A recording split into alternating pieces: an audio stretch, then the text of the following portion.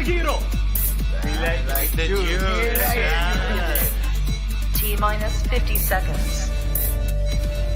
At the point where we're at, it is a lot easier for new people to get up to speed really quick. T-minus 40 seconds. Let's go. That's a W. That's E1. That's E1. That's a W. How many people want to eat a W tonight? T-minus 30 seconds. Rick Hill taking over our camera. I think there may be a penalty for excessive celebration, but you know what? I'm going to let that one slide. T-minus 20 seconds. That's what I'm talking about. Now you having some fun. 10, 9, 8, 7, 6, 5, Take a deep 4, breath. 3, This is it, right 2, here. 1, 0.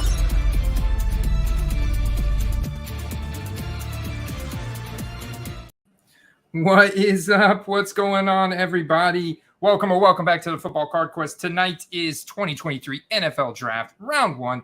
Let's go. Let's dig in. Steve, the eBay hitman, in the house with me, and we are fired up. We've got the secret resource to get the picks in before the television broadcast. So you want to be here and check it out. Steve, I've got the live draft tracker on one screen. I've got eBay up on the other. I've got Player Profiler up. We're going to be talking all kinds of shop tonight, man. I'm fired up. And look who's in the house already. Derek Richard with a lesson of the day. Filthy late stick. Appreciate you guys being the early bursts of the stream. Don't want to miss any of these picks or action. How you feeling, Steve? Feeling good, man.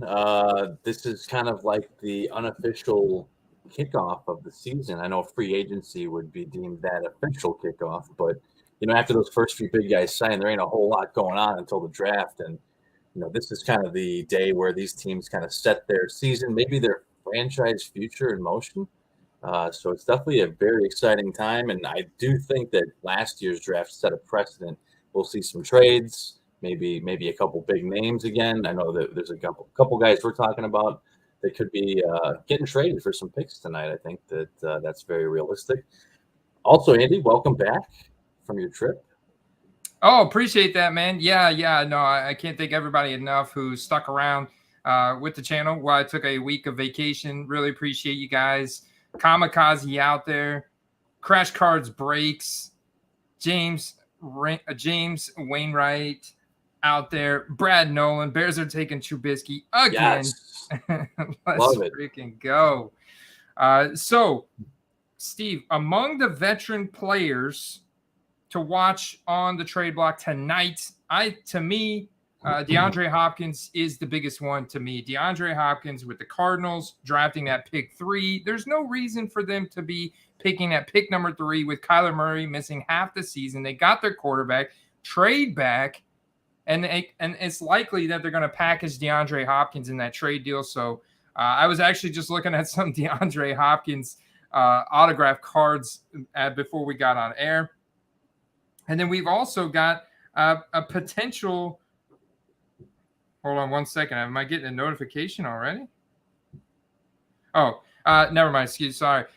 We have a potential trade tonight for Dalvin Cook. Watch out for Dalvin Cook. Minnesota trying to move up, potentially get a quarterback. The Tennessee Titans, potentially Derrick Henry, Ryan Tannehill. I don't know, man. Apparently Tennessee is eagerly looking to get one of these elite quarterbacks.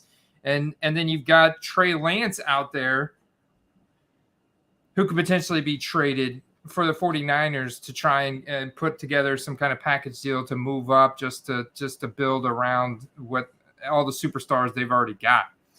And then Austin Eckler. Can't forget about Austin Eckler, who's potentially on the trade block as he wants out of Los Angeles because they're not giving him that contract extension that he wants. So this is going to be pretty interesting, man. I suspect we're going to get some pretty good drama going tonight, and we've got potentially 5 quarterbacks being drafted in the first round. I was seeing, it looks like the first team linked to D-Hop tonight. I know I heard Ravens yesterday, but today I'm here in Tennessee, which would make more sense if they are trading up to get a pick. That would make a bit more sense if there was some kind of package being put together.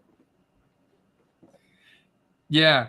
Mac Jones, can't forget about Mac Jones. Mac Jones, that would be super interesting. Mac Jones to the Houston Texans. You know, DeMeco Ryans, first-year head coach for the Houston Texans, former defensive coordinator for the San Francisco 49ers. So he likes these big, jacked defensive tackles. And you got Will Anderson sitting there from Alabama, just this behemoth of a human being who is by far the best defensive tackle in this draft class. So I know some guys are big on Jalen Carter. He's right there as well. But I don't know, man. Will Anderson, apparently, according to the Vegas odds, he's really steamed up, and this guy is projected now to possibly be drafted by Houston. The thing is, Steve, you've got the Colts drafting that 4. You've got the Titans potentially moving up with Arizona to get to 3, and they're both taking quarterbacks. They're both moving up to 3 and 4 to get quarterbacks. So is Houston Texans going to pass up on an elite quarterback to take a defensive tackle and let their division rivals? You already have Jacksonville ascending. Now you're going to let your other 2 division rivals take elite quarterback and pass up. I don't know, man. That just sounds kind of crazy to me.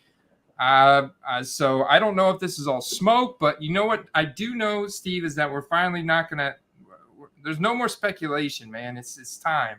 Look at that. I missed the first pick. I was late on it, Steve. I'm watching it live. They didn't show anything yet, unless it was like announced during the commercial. It just popped up on the live draft tracker. Pick 1, Bryce Young. Did they take him? I could have swore that Carolina was going to go with CJ Stroud, but look at that. Pick is in. Bryce Young to Carolina. There you go, man. The first pick is in. Holy crap.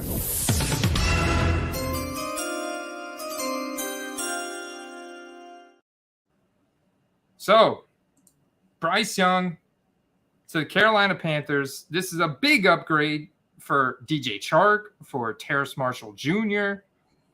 You got to be excited now about some of those receivers in Carolina.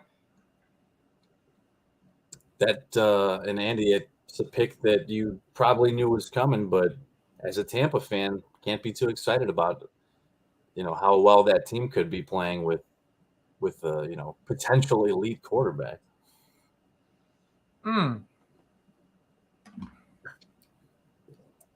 I still think, though, and me, I like to go against the grain. I'm not shocked that the Texans might not take a quarterback.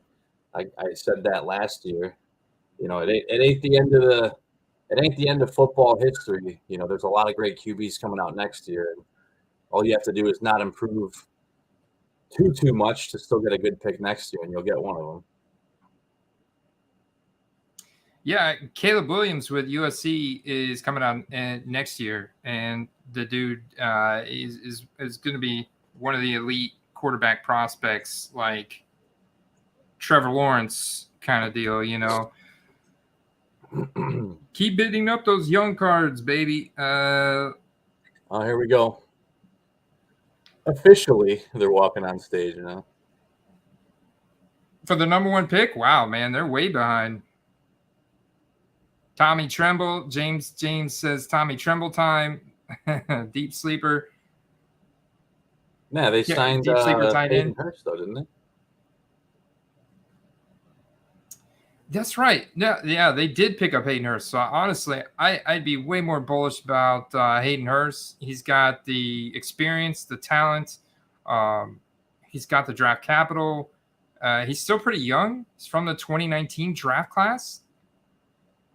So yeah, man, I can't forget about. Thielen gets back as a heavy touchdown candidate this year too. Yeah, they add Miles Sanders to the backfield. So you got Chuba Hubbard, who is their receiving back. So that's interesting. And they added Adam Thielen, the veteran Adam Thielen, who's got a natural nose for the end zone. Has very few rookie cards, like 1. Hayden Hurst, Tommy Tremble, Ian Thomas, Steven Sullivan. What do we got? Wow, 1 minute ago, My Twitter resource, Ari Mirov, My Sports Update, works for PFF, tweeted out the Panthers are officially on the clock. Here we go. But the PFF draft tracker here on this side of my screen right here already had the pick. Somebody said something to somebody. Hey, I'm good with that. If our draft tracker over here is ahead of everybody else, that's what's up. There's a lot of people there. Let's see. A lot of needs in I Houston, have a man. What are they feeling going to it's do? correct, but, you know, just to make it official. You got some party crashers on stage. You got Pat Mahomes and Travis Kelce walking out. Crash card breaks reminds us about Laviska Shenault. I mean, he's got talent, man. It just has not converted well to the NFL. I mean, he has not earned himself a role, but this is going to be his year. This is going to be potentially his year. They have some actors up. I'm not watching the broadcast. You guys got to fill me in. You got some stupid actors. Yeah, Mahomes and Kelce are walking around with the trophy, wearing some aviators, showing off.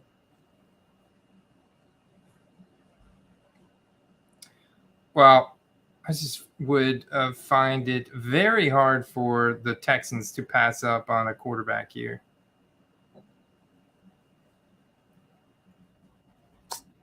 Defense. You know, a guy who becomes the leader of a franchise is not expected to turn the team around in a single season. So he's a defensive-oriented guy. I mean, you can't be that shocked if he takes a defensive player.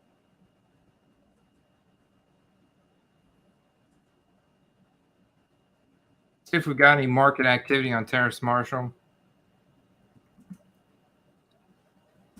There's a couple people in on him for sure. I've seen some of his like NT serial numbered autos fetching a decent buck, you know.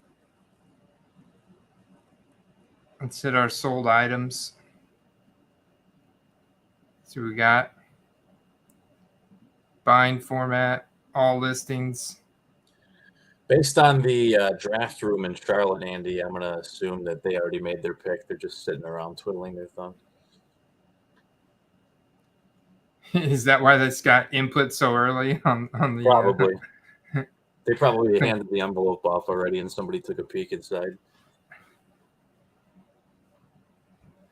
Like seriously, dude, this thing had this we're like 5 minutes ago now that this thing had the #1 pick announced on the tracker, and you're telling me that the TV broadcast. There we go. Finally, I just got the notification. That optic auto out of 150 is quite a buy, man. $6? And you know, in comparison, if you could find two of them for the price of that Prism Silver auto, do it, man. That's definitely underpriced. So somebody got a great buy on that one. I mean, this is his opportunity to have a breakout season. You know, potential 100 target season with Bryce Young. I mean, this is his shot. So the guy's got second round capital, great speed. He struggled with the injuries a little bit in the past, but he just didn't get the opportunity last year. Now there's no more DJ Moore. So you bring in Chark and Thielen, but he definitely moves up. And I like the fact that he's got rookie cards in Panthers uniforms, you know, rookie card uniforms. So I like that.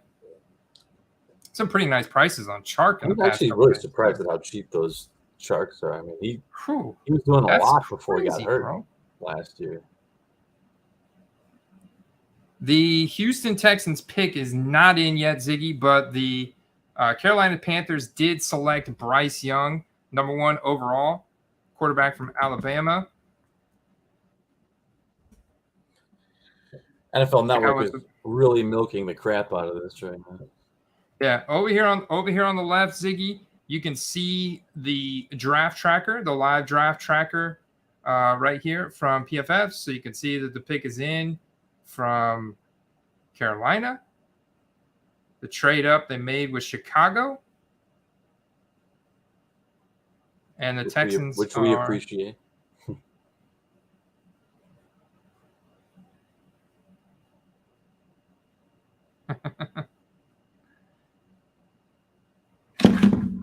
Jeez.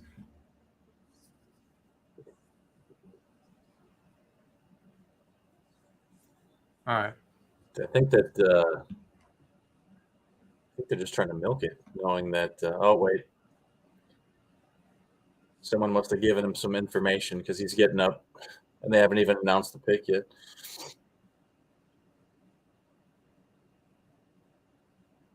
They put a mic. They put a mic on him under his shirt. Quarterback.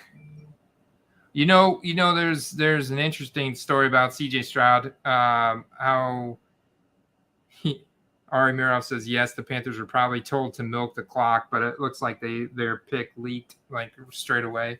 CJ Stroud has apparently the same agent as Deshaun Watson, so there's some potential dislike there from the Houston Texans organization about that.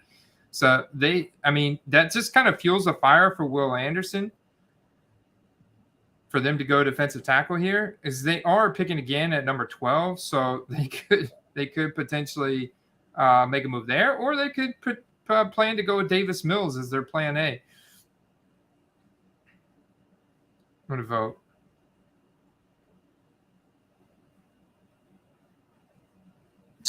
Let's see. They're going to run it down to the they're going to run it down to the very end. Are the Panthers still technically on the clock? Mm-hmm. Holy crap. Okay. This is giving the Texans more time to plan. They're probably fielding calls right now too, I imagine. Well, I wonder if maybe the word got out and maybe someone was like, hey, what if we gave you this for that pick? Not saying that happened, but you never know.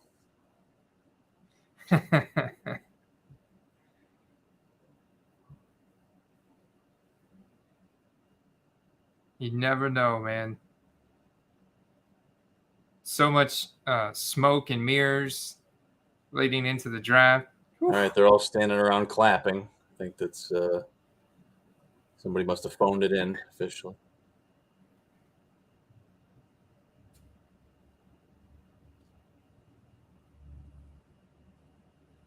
Between their run game and their defense, if even an above-average offense puts Carolina in a really good position this year.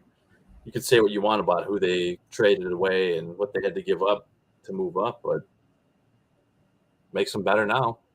That seems to be what this league's all about. But I do think the Texans may be a little more reserved, playing for next year or the year after. Texans aren't as good as the Panthers, not even close. I'm seeing who timed their drafts or their auctions to end precisely at the start of the draft. I know a few people. Pick is in. Pick is in. For the Panthers? Yep. What? Jason said, holy crap, still waiting. Yeah, like what in the world? I'm thinking the Texans. We announced the pick for the Panthers like 10 minutes ago now at this point. I thought I was running behind. I'm like, oh crap, I missed the first pick. And here we are like 15 minutes early. No, I got the live on, and when I saw it pop up on the screen there, I was like, am I behind? But no, I'm live. So somebody maybe messed up or got a couple bucks to post it a few minutes early, maybe. Apparently there's an old man on ESPN, and maybe I know Roger Goodell's getting up there. Texans are on the clock. Texans are on the clock. Let's go. Jalen Carter, Will Anderson Jr., had one of the most productive 3-year careers at Alabama from any defensive lineman. He picked up 207 QB pressures over that span. He's an explosive and fluid 6'4", 243-pound blue chip edge rusher. There's a lot of people with a lot of prop bets on the NFL draft, Steve. And a lot of them are picking Will Anderson to go here at number 2 to the Houston Texans. You know, DeMeco Ryans, there's a reason why he was such a good defensive coordinator in San Fran. All right, moment of truth. It's at the podium. They say pick is in? Here it is. There it is, Bryce Young. Ladies and gentlemen, you heard it here first, or from PFF and us.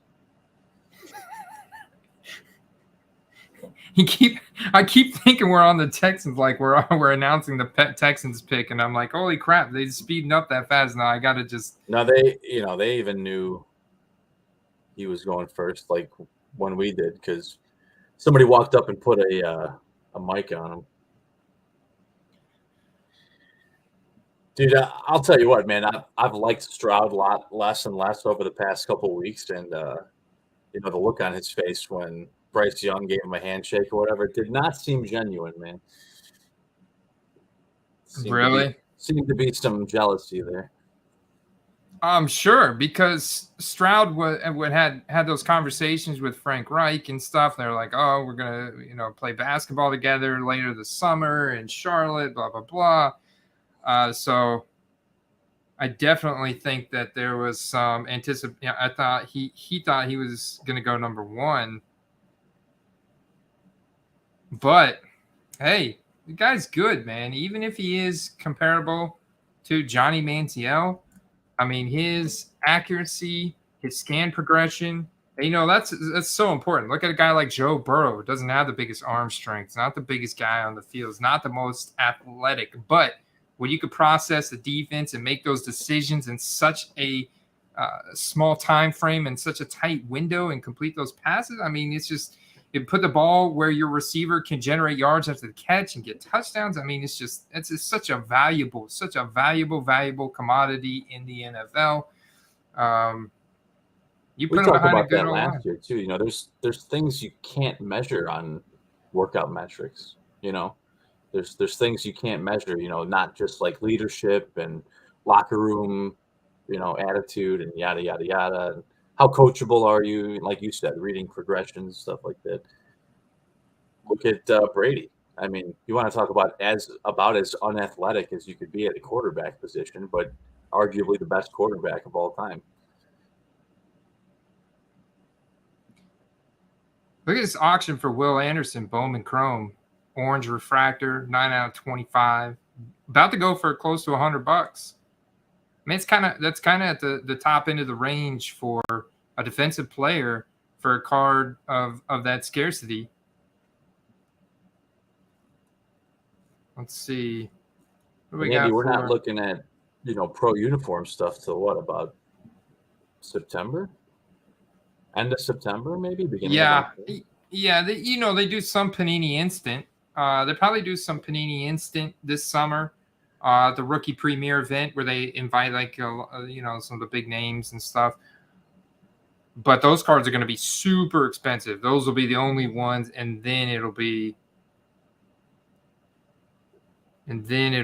about September. Hopefully they get their release schedule hammered down. Oh, look at that! Pick number 2 is in. Pick 2 is in. Ooh. Did you see it? Change of heart, perhaps?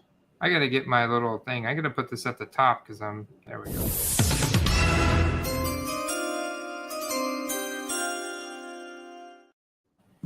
With the number 2 overall pick, the Houston Texans select C.J. Stroud, quarterback from Ohio State.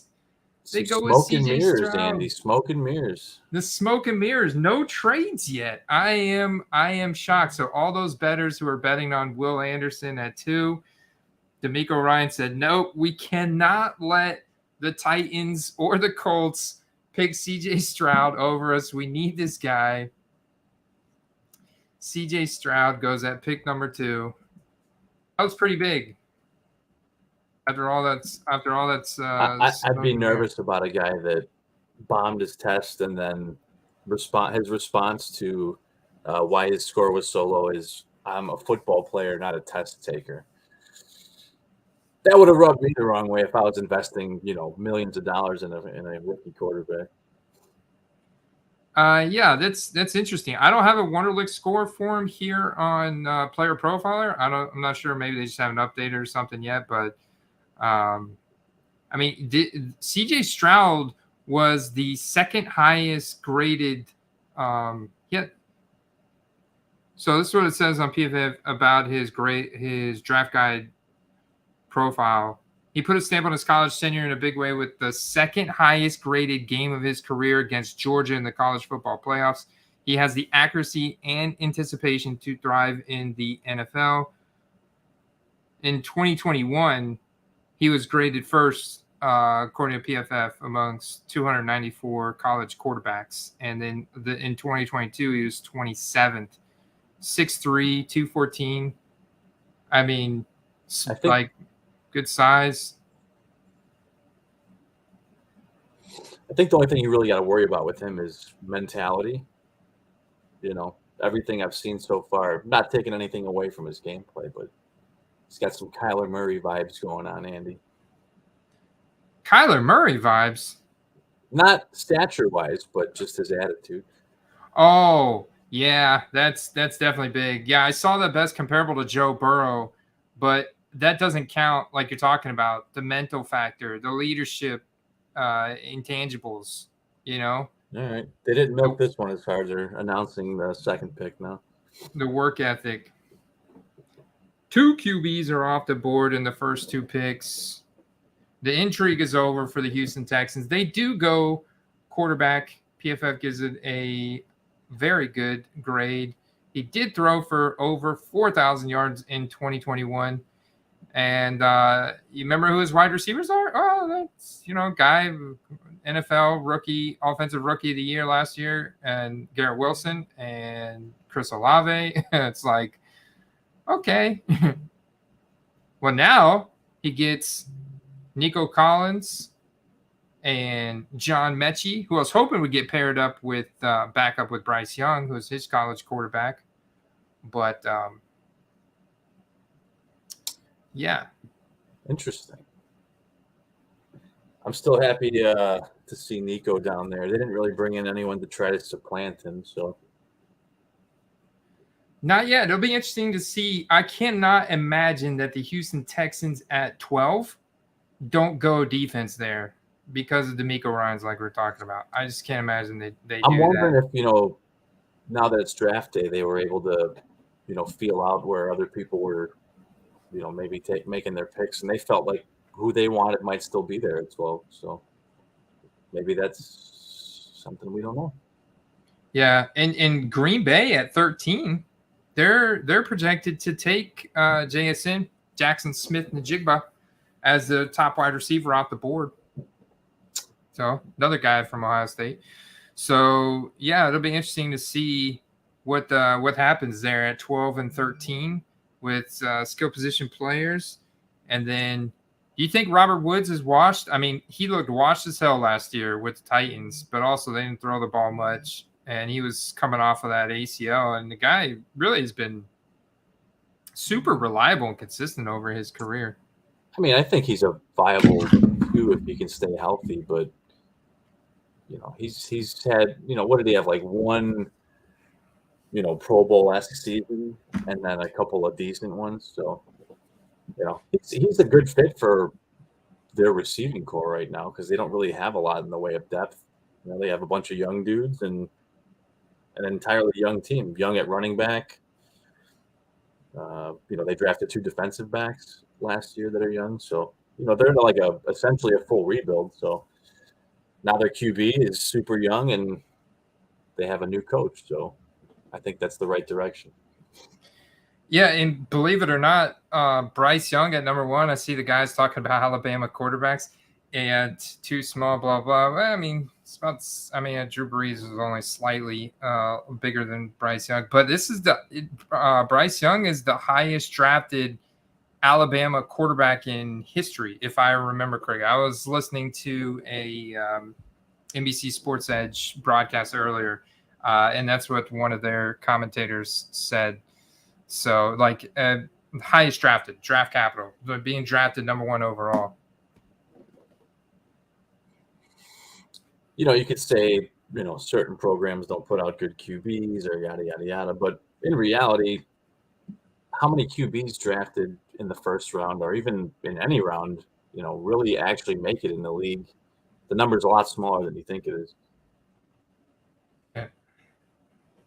Trubisky.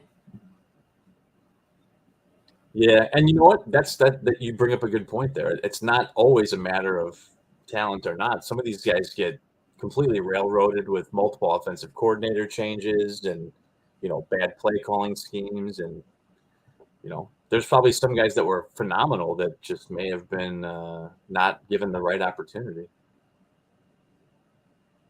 Bam. Hopefully Chad just sold this. $125 PSA 10 CJ Stroud Shimmer, non-auto, non-serial numbered, $125. Cha-ching. Where's my... Thinking that the Stroud pick, I think, makes sense in 2 ways. For one, like I said, I think they maybe feel like their defensive guy will still be there at 12. And the other is the most obvious one.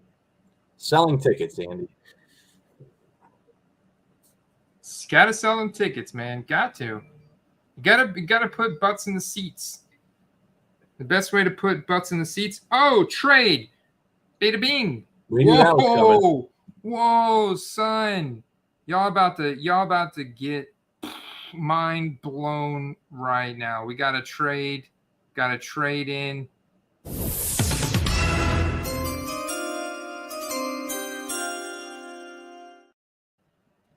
The Cardinals are trading the number 3 overall pick to the Texans. The Texans are back on the clock. The Texans have moved up from 12 back to number 3. They're on the clock. You know who they're going with. They're getting Will Anderson. There's no doubt about it, man. If you're one of those people that bet on Vegas for Will Anderson to go second, you got to be really pissed right now. Yeah, because it's like they could have.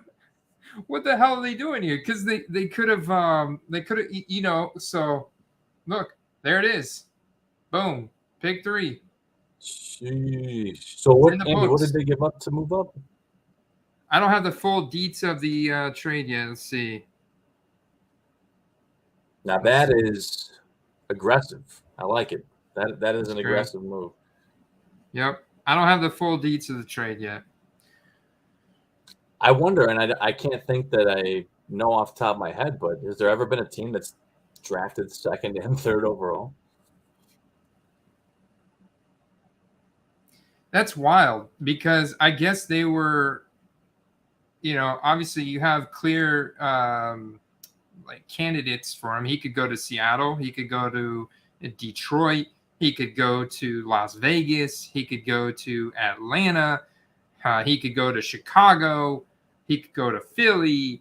He could go, he could go to Tennessee, even though they're probably trying to get a quarterback. So I get it. There's a lot of teams that were going to take him. It's all about the value of the draft pick, and he has been steamed up big time over the past few days, or since the combine. But they're just now showing the pick is in for pick 3. Hit that like button, guys, if you like getting information early ahead of television broadcast.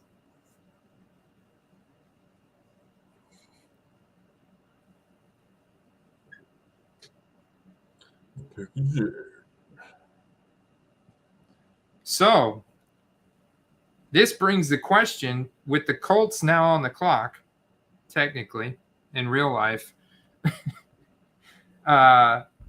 they've got to go quarterback here, right? They're going quarterback. I love Gardner Minshew, but I know they're going quarterback. The question is, do they go with Anthony Richardson, who's got the elite freak athleticism, but wildly inaccurate, or Will Levis, who's also can be wildly inaccurate at times? Will Levis kind of scares me a little bit too, man. I'm not going to lie.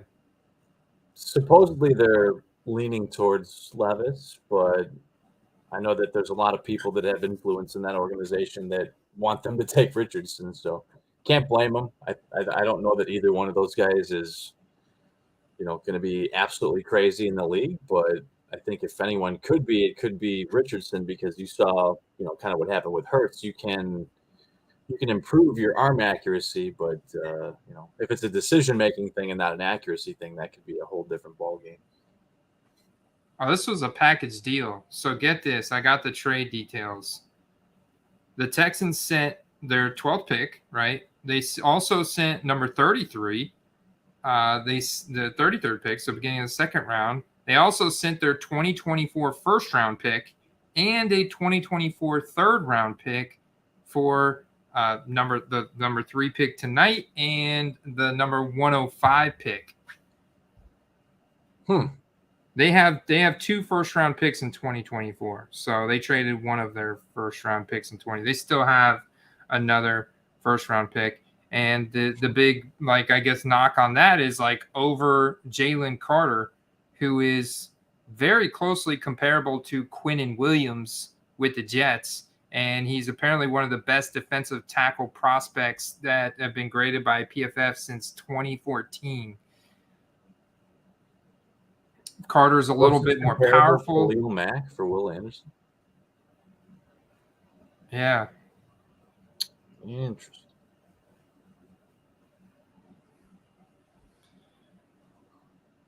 Yeah, I mean, say most people would think it's Levis coming, but watch it be someone that nobody anticipates now.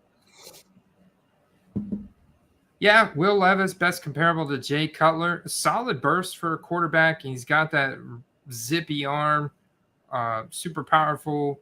It's kind of the completion percentages, the interception. Look at that touchdown to interception ratio. Yikes, right? I mean, double-digit interceptions.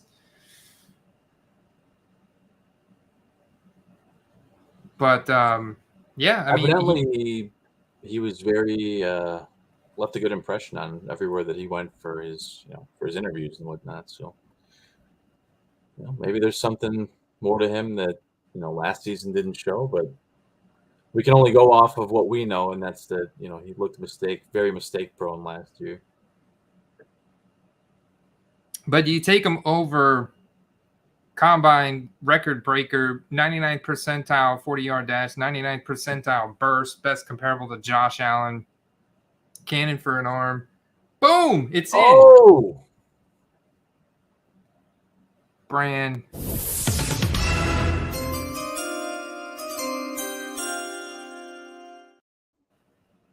With the number 4 pick, the Indianapolis Colts go with Anthony Richardson from the Florida Gators. They go with the elite athleticism, man. Cannot resist that. Cannot resist the raw tools. And you know what's so great about this? He's probably going to develop behind Gardner Minshew. He may not start right away because of the inaccuracy. It would have to be a super run-heavy game plan, and I don't even know if there's a real need for that. I think you let him develop, let him get a taste for the speed of the NFL, let him learn the playbooks, this and that. Let him work behind Gardner Minshew, who's actually a solid passer, who can throw the ball deep, who's good at putting the ball in the precise place to set his wide receiver up to get yards after the catch. Let him work behind him, and then when he's ready, put him out there. Yeah, I mean, look at his age. There's really no hurry to get him in there until he's 100% ready. No one's doubting his athletic ability. Some of the other things that may need some coaching, and they're at least in a good spot where, like you said, they have a viable quarterback already. So who knows? I mean, maybe he does win the starting job, but if he doesn't, it's probably better for his long term. Yeah, man. So I'm fired up on this about this. The Colts really pivoted, because for so long the Colts have just been bringing in these retread quarterbacks, these old dusty guys, Phillip Rivers, Matt Ryan, ever since Andrew Luck retired early. They finally spent some significant draft capital on a quarterback, and he's got a great journeyman to work behind there. And you got to be maybe a little bit excited for the receiving core, or at least a couple of the top guys there. Anthony Richardson's got a cannon for an arm. If he could dial it in, like Josh Allen has learned to dial it in from second to third year, to take that leap in accuracy, watch out, man. Watch out, because now all of a sudden he becomes a complete package like Josh Allen, where he could literally put a team on his back. He could extend plays with his legs and hit guys like Michael Pittman Jr., who can win and against any type of coverage and get separation and win in contested catch scenarios. That's exciting, man, for Michael Pittman Jr. if you can get AR dialed in here. Yeah, him and Pierce could take some big leaps. You have a playmaker at quarterback, and I mean, even with Minshew at quarterback, he's definitely an improvement over what they had. All right, come on, Goodell, get it over with.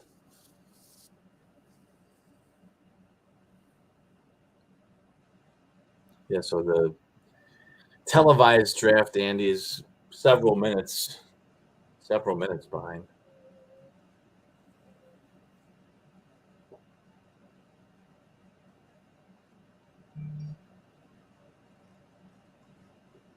Yeah, my thing is blowing up with notifications now. There we go. Next gen stats. I'm getting next gen stats on AR. I remember early in the year last year, they were saying that, he wasn't going to make it as the starting quarterback in Florida because he had no passing touchdowns through the first 3 games. But clearly that changed. I have a feeling there's already been quite a bit of steam on Anthony Richardson's rookie cards. Bowman Chrome. Lava Refractor out of 199 PSA 10 just sold for $750, Steve.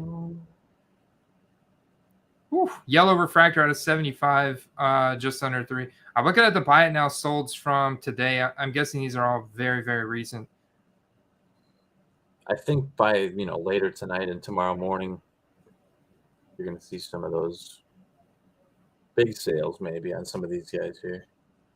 People are right now hitting the buy it now button on these guys. Yeah, I mean, they're not even seeing it on TV yet, right? So we're like 10 minutes ahead of at least like most people just sitting on their couch watching the broadcast. Okay, that's a PSA 9 refractor. That's a pretty solid sale right there. Like the current cost of grading now under $20 in bulk. I compared the 2022 Bowman Chrome autos because I actually made a play on one of these quarterbacks just before the stream. You and I were talking about it. So I compared the prices of Anthony Richardson, Will Levis, Bryce Young, CJ Stroud, and then I looked at my 5th guy who I actually like a lot, and that's Hendon Hooker from University of Tennessee. And I think he's going to go in the first round as well. I think he could potentially go to the Raiders, to the Titans. He could go to the Seahawks. Warned Geno Smith, Pete Carroll warned Geno Smith before the stream, but before the draft, that they could potentially take quarterback. I don't think they're going quarterback here at number 5. Could be. I think if you look at PFF's big board, I think it's really easy here to go with Jalen Carter. I mean, come on, man! From national championship, one of the best college football defenses of all time at Georgia. I mean, this guy is just so good, man. 2022 is the third best interior defensive lineman in college football out of 857. Yeah, they love drafting those quick defensive players. So I think that's kind of what we were rolling with when we talked about it a few weeks ago. And then, maybe looking ahead to the Lions, I'm still thinking defensive back, but I almost for sure defensive back.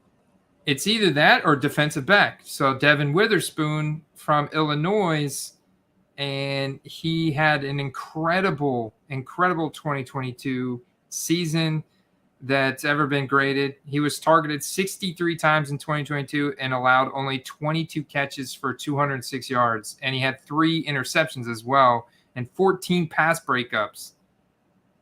He only allowed 3.3 yards per target his way. He's one of the feistiest cornerbacks in the class. So this Devin Witherspoon, I could see Seattle going with Devin Witherspoon here. I think they go defense. I'm gonna go DB. What do you think?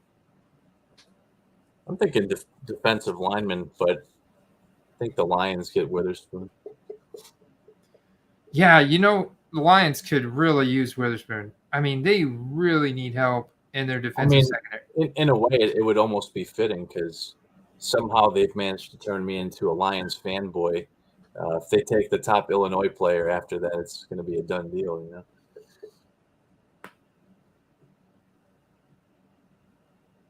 2 minutes left for Seattle. Are they actually on the clock on the main broadcast now? Yeah, 2 minutes. Wow.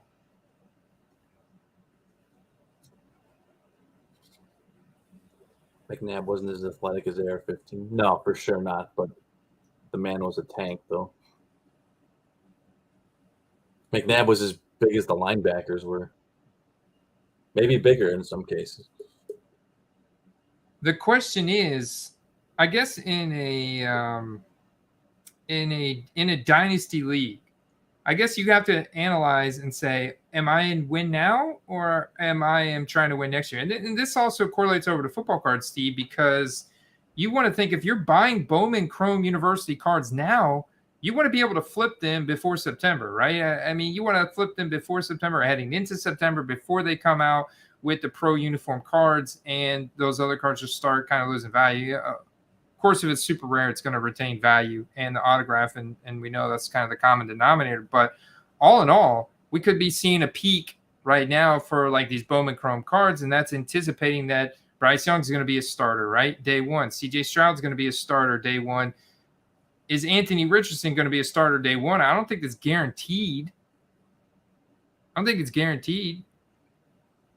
tell you what we do know, though, Andy, and that's something we witnessed with the 2022 hobby football product, or in some cases retail football product, a decline in interest because of the lack of first-round quarterbacks taken. Now, again, I don't agree with that being a principality in how you invest, but that is how a bulk of the collectors and investors do decide to purchase cards based on the number of quarterbacks. So this year's football hobby product is looking to be quite expensive already.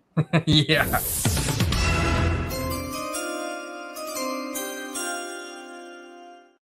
Seattle Seahawks go with cornerback from Illinois, Devin Witherspoon. Whoa, man. One of the feistiest corners in the class. Definitely the feistiest corner. You guys just heard me rattle off 3.3 yards allowed on average. They get a defensive help in the secondary, man. To add with their what was his name? Diggs, the guy they drafted last year. I'm spacing out on his name. I've only had one beer. I'm actually only halfway through the beer. I did bring 4, so we could get a little saucy tonight. We're dug in, baby.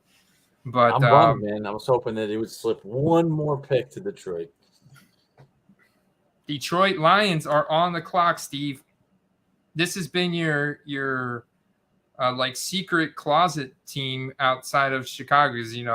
They should be division rivals for you, man. But you're such a big ASRB fan, And not to be confused with ARSM or whatever. I don't know. You may be into that too, but I meant the I would sun say, god. Andy, we've come a long way from a year and a half ago when I was accused of pumping the Detroit Lions, but here we are.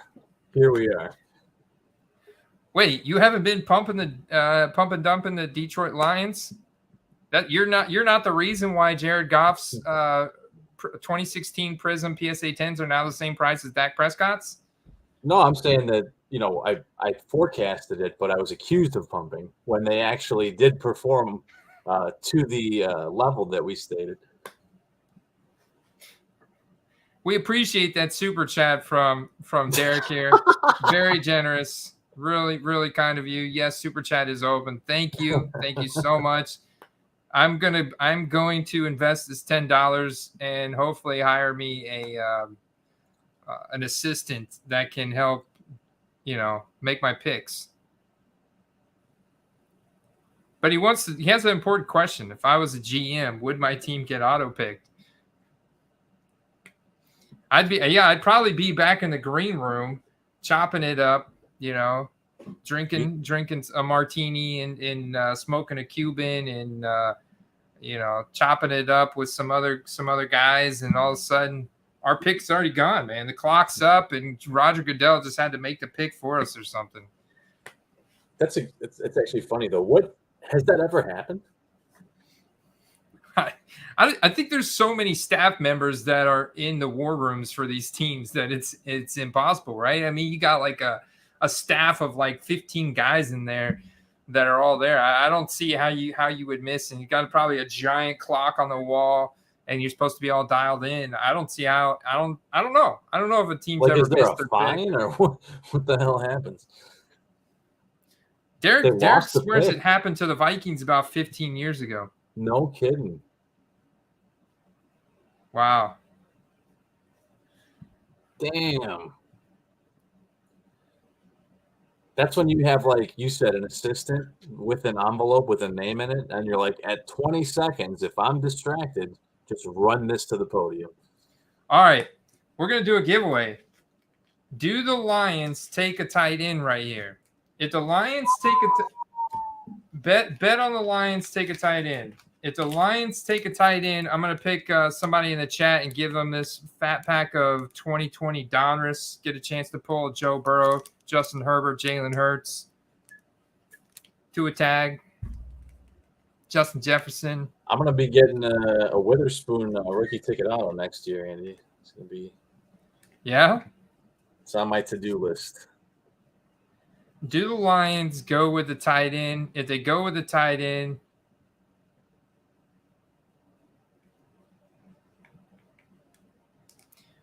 Dalton Kincaid from Utah. They're on the clock still. But Dalton Kincaid is the top-ranked tight end on PFF's big board. They're PFF ranked 10. He is 240 pounds. He bridges the gap between tight end and wide receiver. You're not going to draft him for his blocking ability, but he's at least serviceable in that regard. Kincaid can be a real focal point of an offense with his route running ability after recording 70 catches for 890 yards at Utah last season. Now, normally I would have said, I don't think they're going to do that. But when you lose 5 wide receivers to gambling, maybe it becomes a more reasonable discussion at that point. And they traded TJ Hawkinson. I mean, and really, if you look at their depth chart, they don't have they had some backup like tight ends you never heard of. I think's the guy's name. But is that? I mean, so you got some really good guys. Michael Mayer, PFF ranked 19. He's as polished as tight end as you will ever see in the draft, and he's only a true junior, so he's an early declare as well. He racked up 2,099 receiving yards and 18 touchdowns in his Notre Dame career. Following in the steps of Cole Kmet, huh? Oh, trade. The Lions are sending the number 6 pick to the Cardinals. Arizona moved back up. Hawkinson currently slamming beers at Wild Games. Nice, man. Whoa, the Lions moved down to 18. The Lions moved down to 18. Arizona is now on the clock at 6. Left tackle? It's got to be. It's got to be tackle, right? Kyler Murray explicitly asked his coach for a left tackle. I don't remember what the guy's name was, but Peter Skoronski. Peter Skoronski from Northwestern's got sub 33-inch arms. 33-inch arms. Holy crap, dude. It says he may end up a guard for some teams on the interior line. At tackle, though, he was lights out this past year for Northwestern. He's not even 22. He's 6'4", 313 pounds. He allowed only 6 pressures on 474 pass blocking snaps in his 3rd season as Northwestern's starting left tackle. He's the top offensive tackle in the draft by a long shot. Could 2 players from Illinois colleges go back-to-back? That could be the first in NFL history, Andy. Oh, yeah, I was going to say, yeah. True, but probably the most important player on the team, right after the QB. They may be boring, but man, you build in the trenches, especially, look at Bryce Young. He needs a good offensive line, man. And Panthers is decent, but I mean, look at Brady. Brady's not going to sign with a team that has a bad O-line,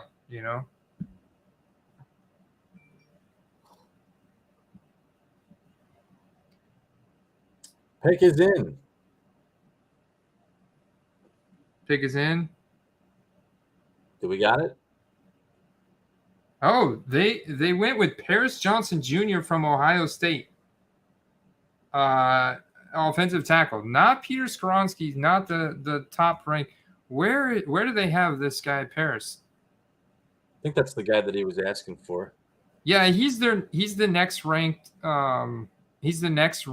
offensive tackle according to PFF. He is 6'6", 313. Okay, well, size is there for sure. Paris Johnson showed out in his first season at left tackle, yielding all of 14 pressures on 449 pass blocking snaps. Massive, massive, massive. He ticks all the physical boxes you could want at the position. I mean, elite, but hey,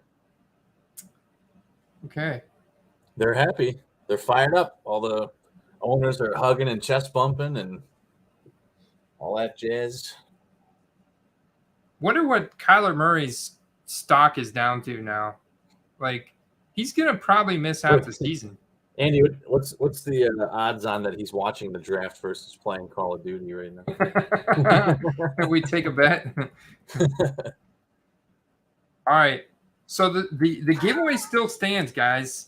If the Lions select a tight end first overall, you think they're gonna do it? You say yes.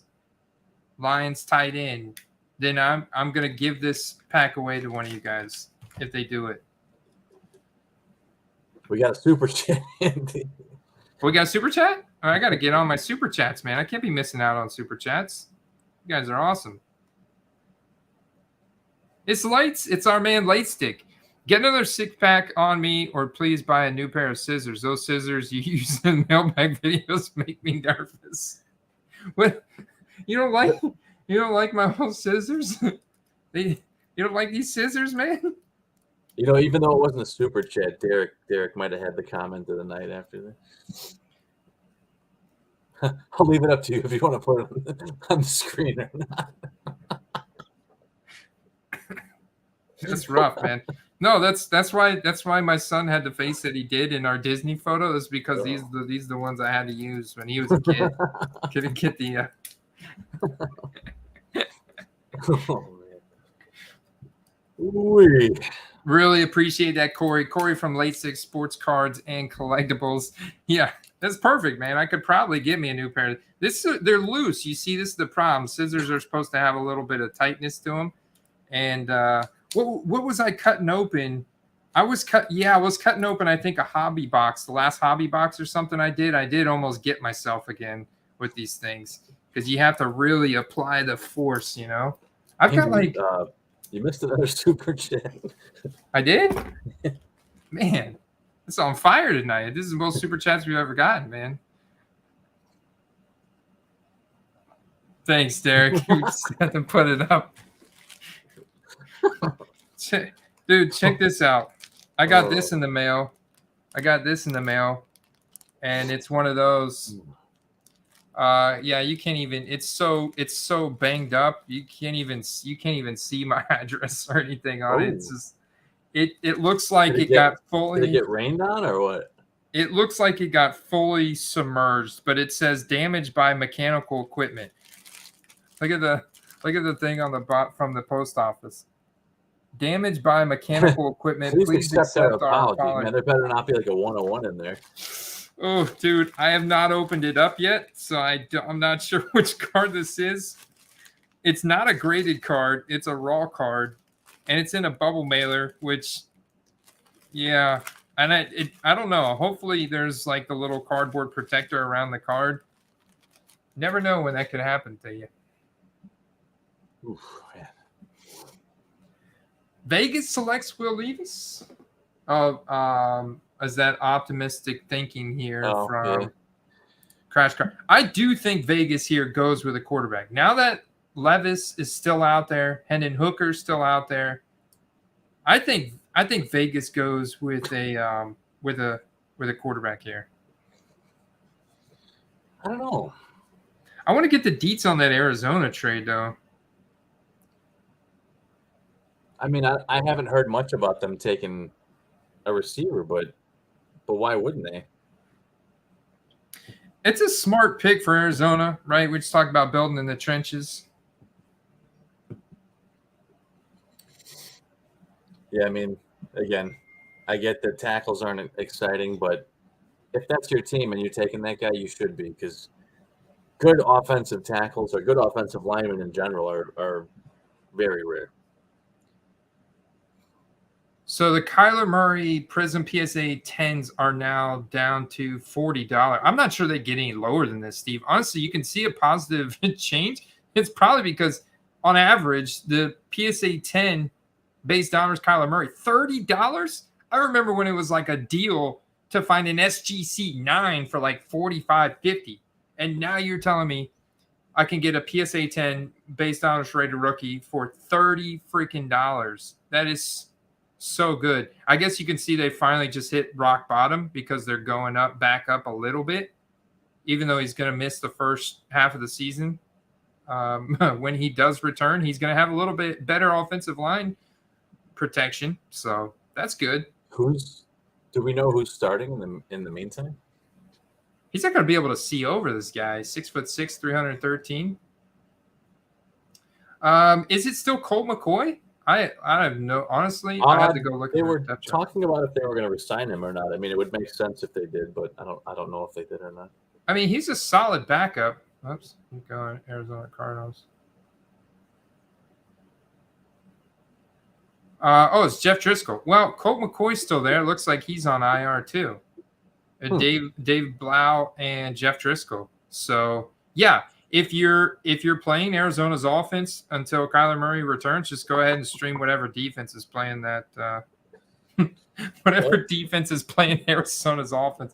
I wonder if there's no way that DeAndre Hopkins is in that trade, is there? I haven't got the details yet.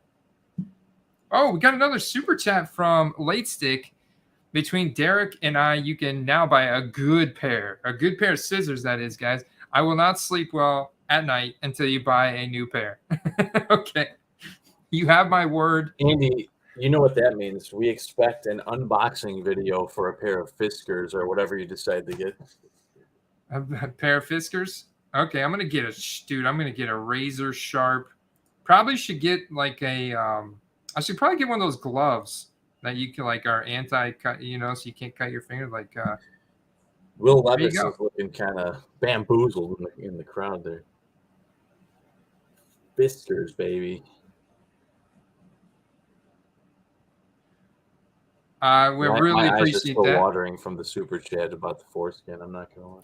Let's see. James said he bought this for $46 out there. 2021 Panini certified potential signatures. Kyler Murray auto out of 30, SGC 10 out of 10, 10 on the grade of the card, 10 on the auto, $46. Holy crap, dude. The Raiders are taking Texas Tech defensive end. I guess I should do.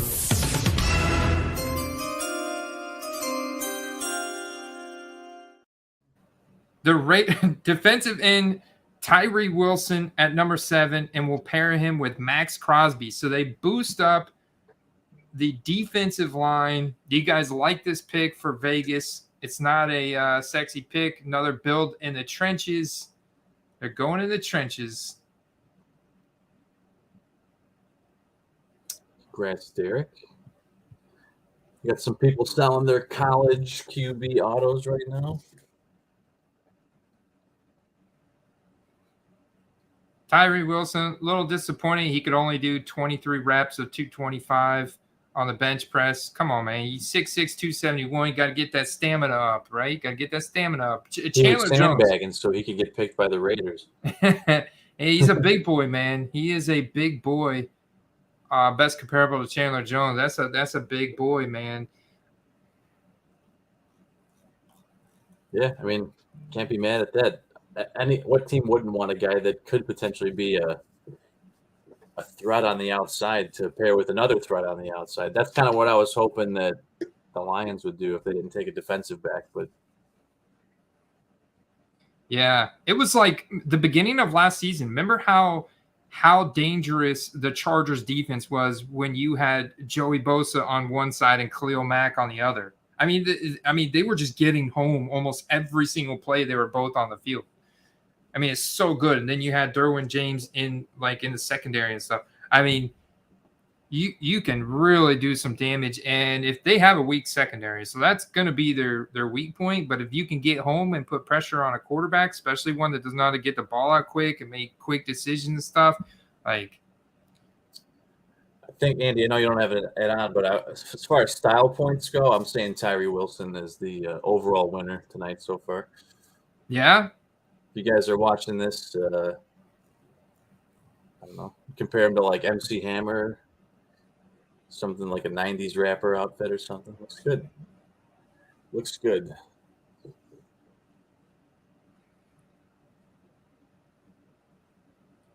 It's got 90s Raiders vibes right there. Do the Falcons take Will Levis? Everybody and their brother is saying no. They're good with Ritter. They're good with Ritter. Ritter played like absolute dog poop down the stretch last year when he got a starting opportunity. But I know a lot of guys out there still buying Desmond Ritter. Still think that if you listen to Arthur Smith talk about him, they're still fine with him. They're going to give him another year to develop, and we'll see. I mean, I don't see them going with the wide receiver. Do we get Bijan Robinson drafted at number 8? Like, if Bijan Robinson drafted at number 8, that's the highest drafted running back since what? Saquon Barkley? I saw an interview of him this morning where he said that there was some teams that reached out and said if he's available that they would grab him, but he wouldn't disclose who those teams were. That could imply that he may go much earlier than your modern day running backs go. The problem is you've got Jalen Carter still out there, right? Jalen Carter's still out there from Georgia. How does the Atlanta freaking Falcons pass up on Jalen Carter? I don't see how they could do it. Pass up on Jalen Carter for Bijan, even if he is an incredible, generational running back. Like, how can you pass up on just an incredible talent in the trenches on defensive line? I don't know, man. They have a good run game. They do have a good run game. But they ran the ball the most out of any team last year in the league. You know, holy crap. We got to pick in, guys. We got to pick in. Let's see. The Falcons.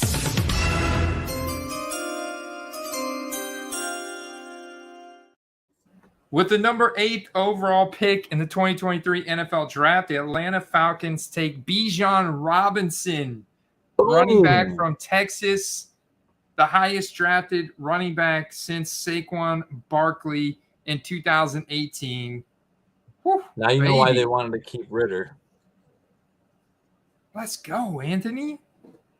Let's go.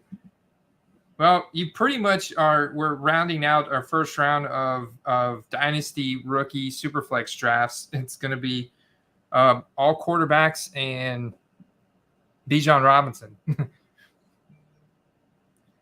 Yeah, I mean, Derek's him and Algier is a nice one, too. He's going to get an insane amount of volume, man. Insane amount of volume. Yeah, you're going to have Algier. Algier is going to probably end up getting, still 25% workload. CP, they still got CP on the roster, who is like the ultimate gadget player, man, with the experience. He's still got so much juice, too. He's got so much wiggle, man. He's still so hard to tackle. So, I mean, they're just going to run the crap out of the ball. Like, yeah, Desmond Ritter's fine just because he's not going to have to do much. That's what I'm thinking. If they were very run first last year. I mean, he basically just has to not throw interceptions. Bijan, Donruss Elite will be targeted. Here we go. Let's see. How many people like the pick? Only 54% people like the pick, which is actually it's higher than the Raiders pick of Tyree Wilson.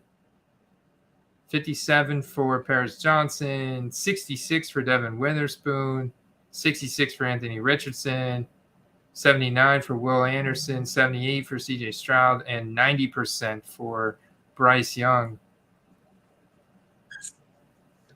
I gotta say, Andy, I like where his head's at in the Donruss Elite play for many different reasons, but one of them being it's the first player uniform on-card auto, and in some cases the first player uniform pro uniform card of the print. So I agree.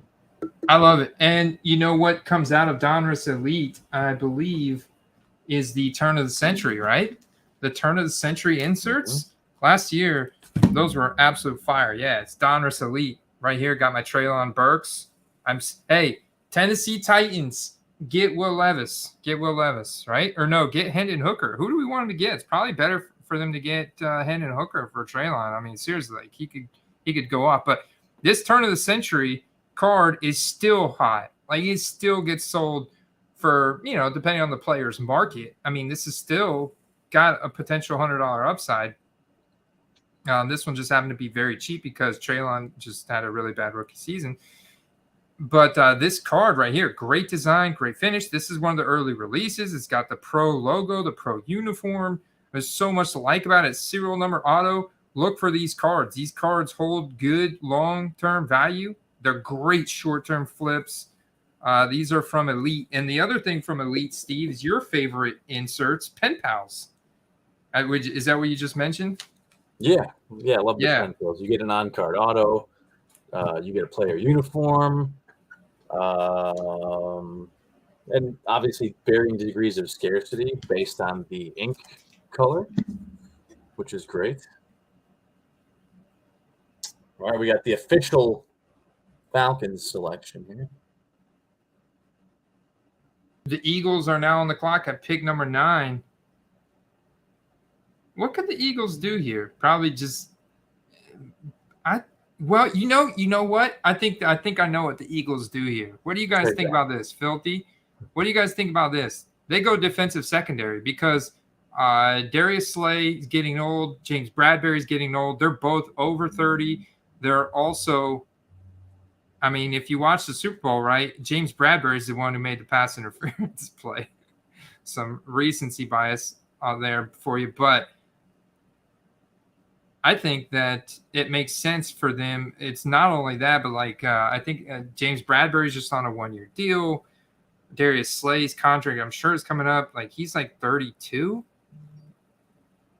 And I know Devin Witherspoon's gone, but Christian Gonzalez is PFF ranked 12 overall player, not even 21 years old, 6'1", 197, runs a 4.38 40-yard dash, Steve. He's everything you could want from a top cornerback: size, speed, length, hips, and ball skills. He had a breakout 2022 season after transferring to Oregon, notching 4 interceptions and 6 pass breakups.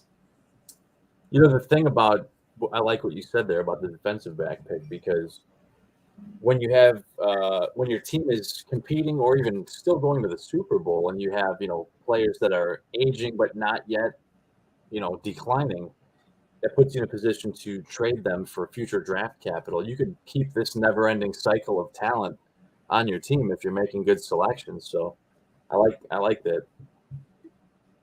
Yeah, they picked somebody else though. The pick is in.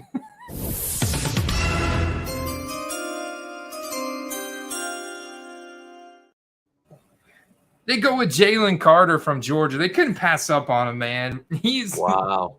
He's arguably the top defensive line talent on the interior. Man, that Eagles defensive line is so nasty. So nasty. Now they got 2 boys from Georgia. Jordan Davis, Jalen Carter, Fletcher Cox. It's insane, man. That Eagles defensive line is nasty.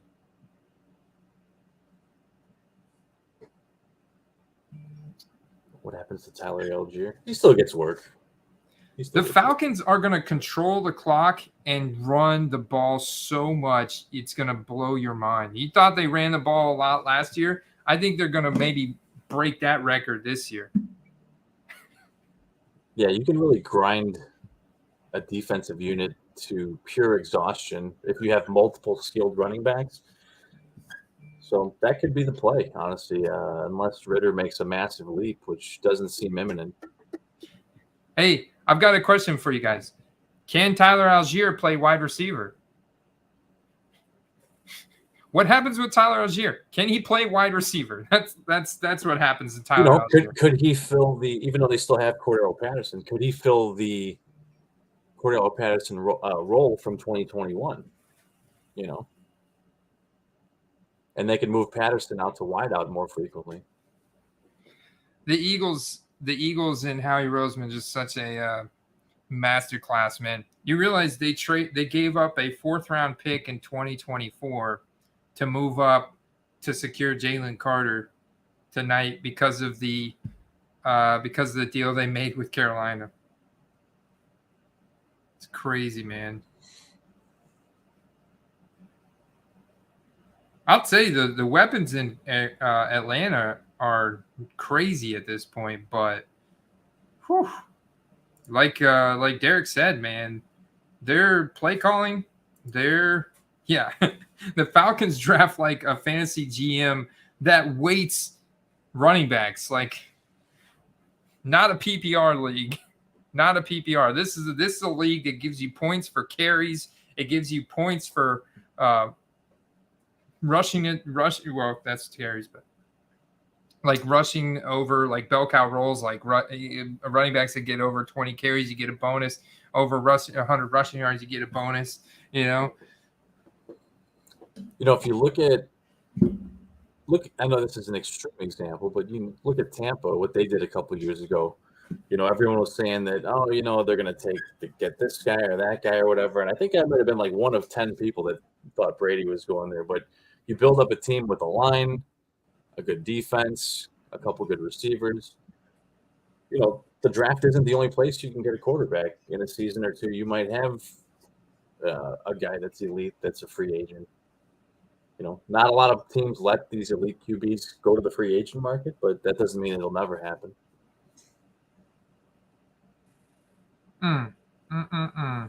The Eagles, man, they're going to run it back. That would be interesting. Crazy. Hey, if you got as many, Jalen Hurts rookies as I do, you're really hoping that happens. Yeah, I mean, you remember how they destroyed Brock Purdy destroyed his backup. I mean, their defensive line was ferocious, and now it just got better. Jalen Carter was the top projected draft pick starting the entire draft process earlier this year. And they just snagged him at 9. Now your boys are on the clock, man. Bears. What do you think? They're doing like some boring pick here? Jackson Smith.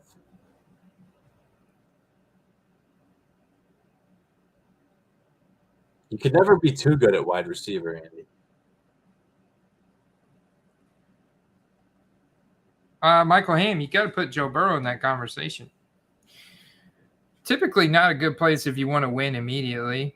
Sure, no, I agree with you. But you got to put Joe Burrow in this conversation now, man. Yeah, I mean, it's obviously you could do all the right things and draft the right guy, and it may not pan out. There's so many things outside of your control with prospecting. Look at Jamarcus. He wasn't not talented. He just didn't give a crap.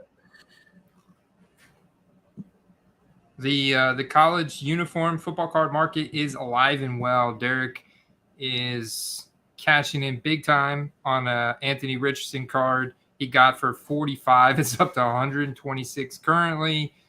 Cha-ching. And then he also has got that. And he also got $140 for another Bryce Young card. Easy money. Let's go. Yeah, man. Jeez, man. It's like it just started storming pretty bad here. That's weird.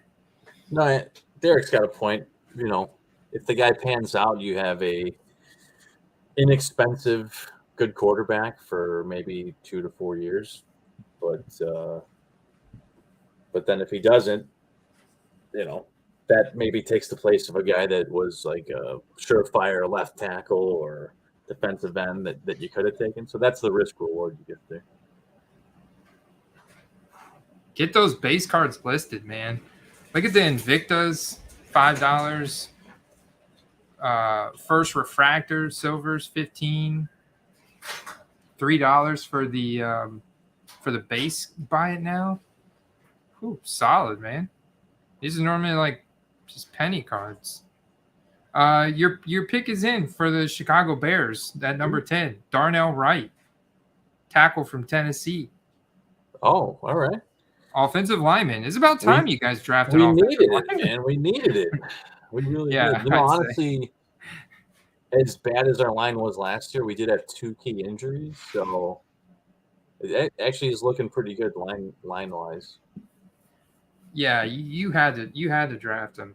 You had to draft an offensive tackle. I mean, that's good, man. Show some confidence in Fields. Would love to get me a nice Fields cards if they weren't so damn expensive, Steve.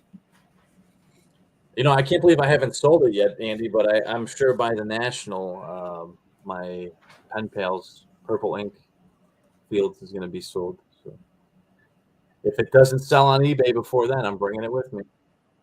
Yeah.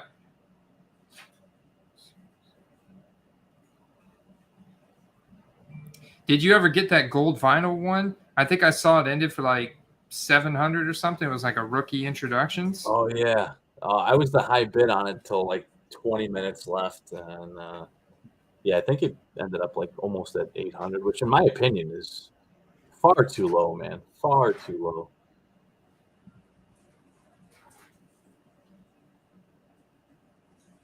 And it's not that it wasn't worth it. I just, it's not in everyone's budget to drop $800 plus tax on a trading card. I hope that the Titans take Hendon Hooker right here. Let's go, Titans. Come on, Titans. Hendon Hooker, number 11. Let's do it. So you can see this Bowman Chrome U first, non-refractor, non-serial number, SGC 9.5, Anthony Richardson right here, 152 with 11 minutes left, and it's at 20 bits. So this thing is going to keep going up, maybe 200 or something.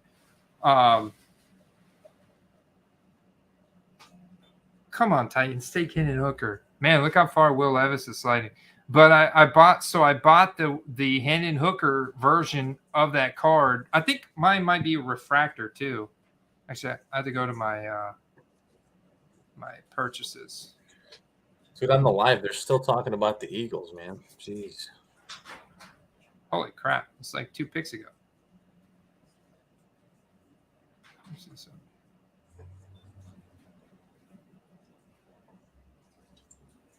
Oh, nice.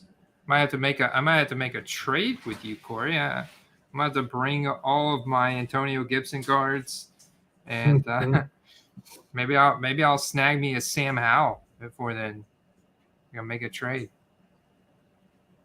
Sam Howell is the man in Washington, man. They're showing so much confidence in that cat. I've watched some streams from some of the more recent big card shows, and there's people buying some high-end stuff of Howell, and they really think that that's the guy there. So I couldn't resist. My verdict is not out on it yet, but I had to buy the Hendon Hooker. It is the same version of this card. It's non-refractor, but I got it for $79. And I know they were going. There was a little pocket there, probably like a week, 2 weeks ago. They were going for closer to 50. But if you look at what the ARs and you look at what the Will Levis are going for, the Will Levis are still going for over $100 as well. I felt there was instant upside because I also comped the exact card and saw that it had recently sold for more than what I had found that one at. So I think it was like a new listing. Because there's not like, see, these are like super expensive at $140 and $175. But if you look at the solds,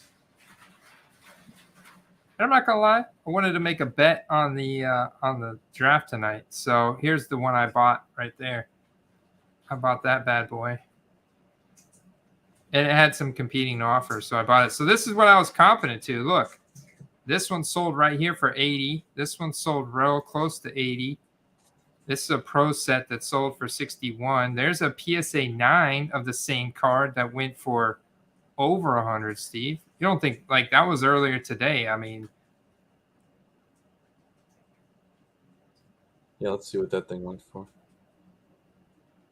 What do you the Titans are still on the clock. They're taking some time, man. They're analyzing this. This is interesting. Just now showing the Bears pick. Yeah.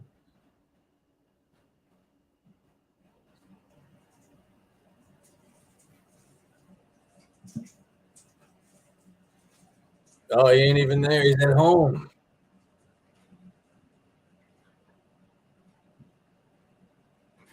$40-yard dash, 5.01, baby. What are y'all talking about? Oh, nice. Comparable to Penny Sewell.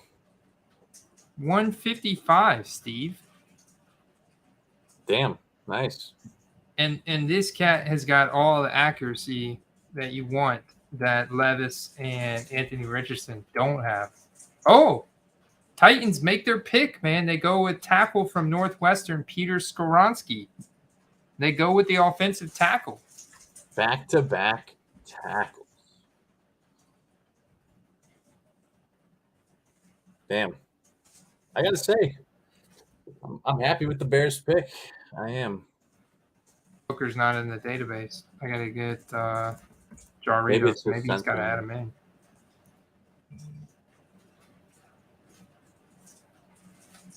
I'm curious what the PSA pop report.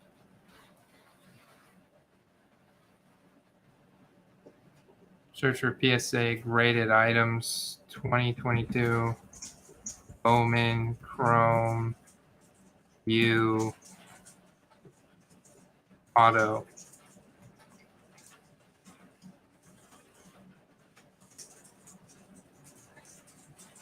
First edition Chrome autographs. Football. If Lions take a quarterback, that would just be mental. I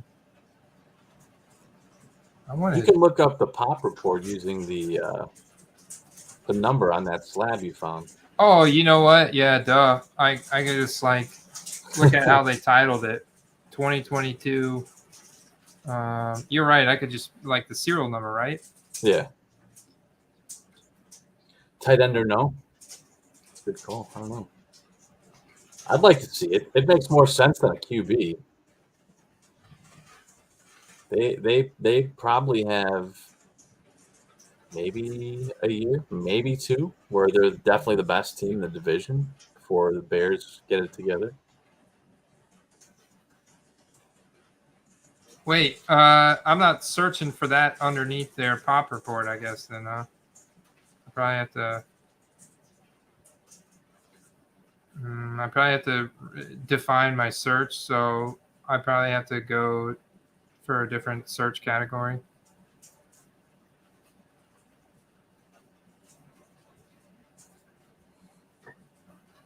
There can't be many.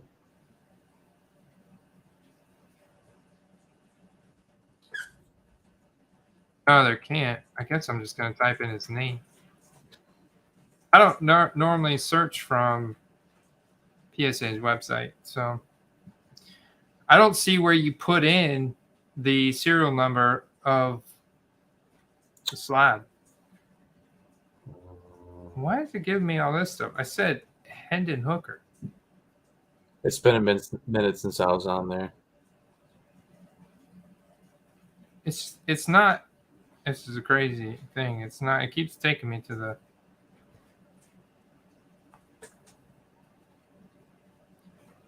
It's like all these.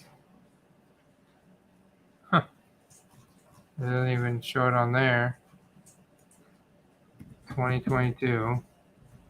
Bowman. What do they call it? Bowman University.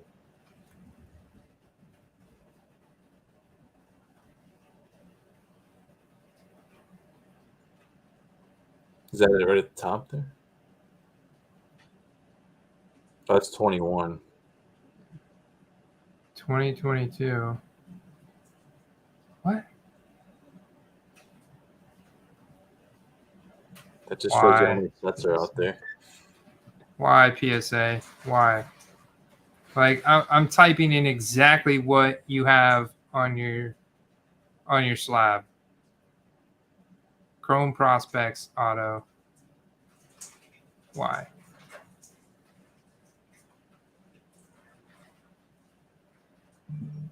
Detroit's back on the clock, guys. It's time for them to take that tight end. It's time for them to take that tight end. I don't know. Who picks after them, Andy? Who picks after them? Green Bay. They could potentially take a tight end. They traded away their tight end. Actually, both teams, Lions traded away their tight end during the year, whereas Packers lost their tight end in free agency in the offseason. There we go. Lightstick says you can scan it with your phone.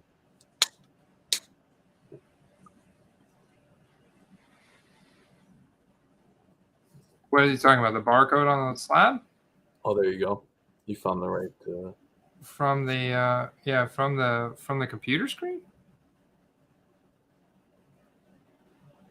There it is. According to the PSA database, scrub screen is defined as the following. Item information. 2022 Bowman University Chrome Prospects, card number 21, Chrome Prospects Auto, grade 9. Population 3, population higher 4. I knew it had to be pretty low.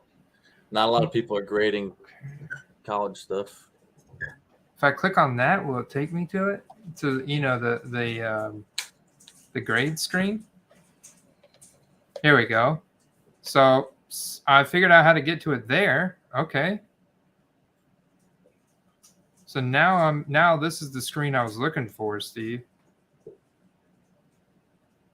Now we do have the population of these. This has got about a 50% gem rate. I was wanting to look for the gem rate of it. Oh, we got a pick on the board. Snap. Did you see that? I did. Whoops. That's not what I meant to do. I just yeah, it was our draft background. This.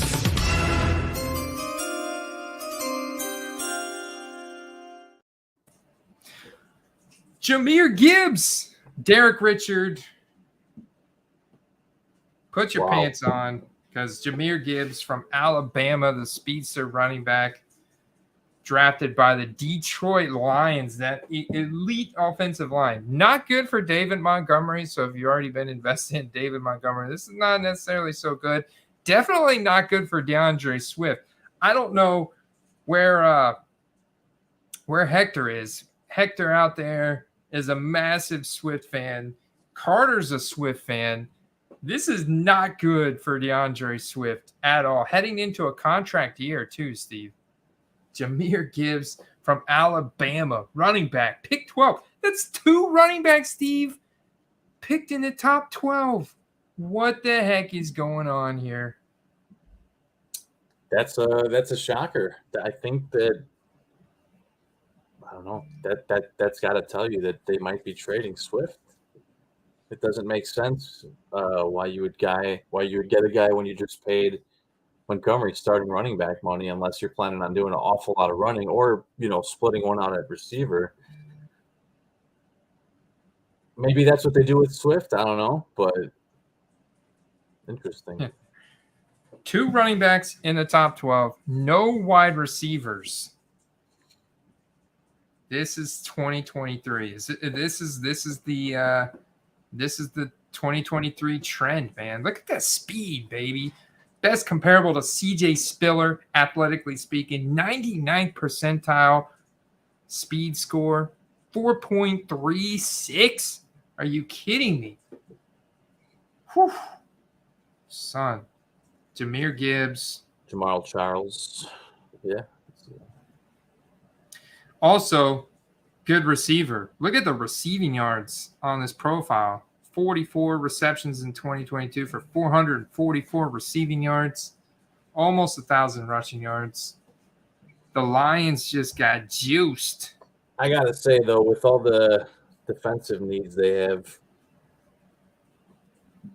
they may want to move Swift and get another first-round pick here. Wow.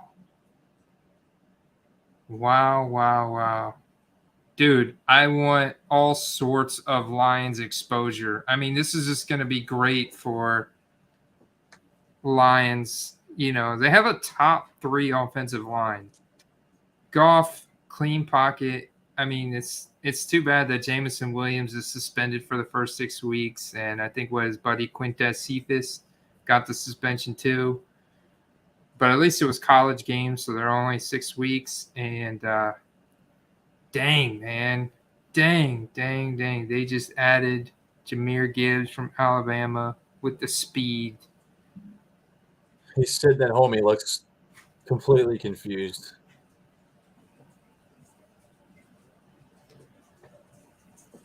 Yeah, man. I love it for Gibbs. This is great for Gibbs. I might have to go buy me some Gibbs. Like, Gibbs is a guy that you absolutely want to flip heading into the season. I mean, he's going to be a great asset long term, but if you're buying college uniform cards, this is the kind of guy that's going to flash like crazy in the preseason process, in training camp. He runs a 4.38. He went to Alabama. He's going to an ascending team with an elite offensive line in his rookie season, and it's wheels up, man. It's wheels up, baby. This is a guy that you could flip these Bowman Chrome U cards heading into September, like in August, for some cheddar, man.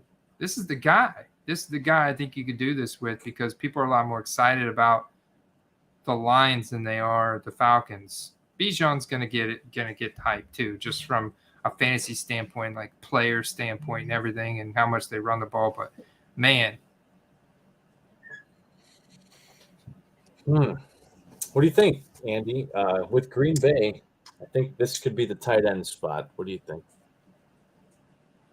No, I think Green Bay sticks with their projection. I think they go JSN here. I think they go Jackson Smith and Jigba. But I could see you got a lot of I like where your mind's at, Steve. I like where your mind's Love at. is not a rookie quarterback, but he's kind of a rookie quarterback. And as we all know, they tend to lean on the tight end position quite a bit. And at this moment, they don't really have a guy. They have a guy, but they don't have a guy.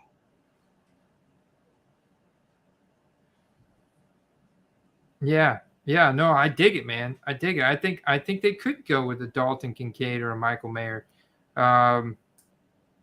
I could see it. I could see them either going with JSN or tight end here. I think that's what they do. Honestly, look at the big board here. You know, like all the top rank. So Bryce is gone. Jalen Carter's gone. Will Anderson, Devin Witherspoon, Skoronski, Stroud.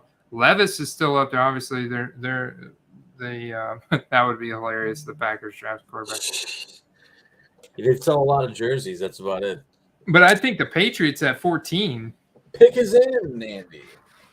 Pick is in. It's not a commercial though. Oh, Bijan. So JSN's the next. He's number 9, dude. Him and Dalton Kincaid are 9 and 10. They're the next most valuable guys on PFF's big board here. So I think you're right. They're either going tight end, they're going wide receiver. What do they do? Oh, they went edge defender. Wow. Really? Tricked us, man. They went Lucas Van Ness from Iowa, edge rusher from Iowa. Wow. Where the heck is Lucas? I'm having to scroll down a hot minute to get to Lucas. I got to go to page 2 to get to Lucas. There's Lucas, PFF ranked number 27. Van Ness is an ascending power rusher with unique strength and flexibility. When he wants to go through offensive linemen, he almost always can. He earned an 80.2 overall grade this past fall with 46 pressures on 271 pass rushing snaps. 6'5", 272 pounds. He ran a 4.58 at the combine at 6'5", 272, Steve. Whew. I'll tell you what I will never question, and that is Green Bay's drafting of guys you haven't heard of before. I mean, they've stayed relevant over the years, drafting guys like that. So, and they're one of the few franchises that retains a lot of their, players from season to season. Have one of the highest carryover rates. So, it's got to be a good pick. Yeah. Yeah. I mean, the athleticism scores are really impressive. Interesting. They got them. Well, I mean, they have some good young defensive players on there. So you think that this only helps?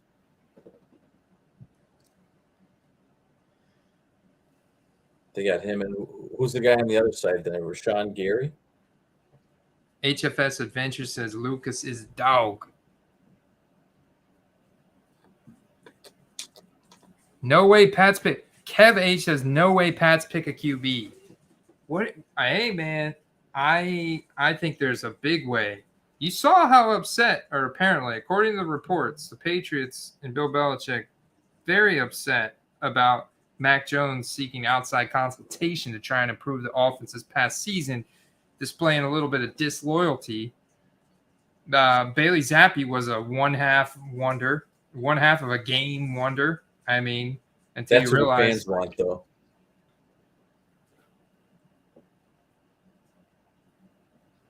Oof. Halo's finest on it, man. He pulled the trigger. He pulled the trigger.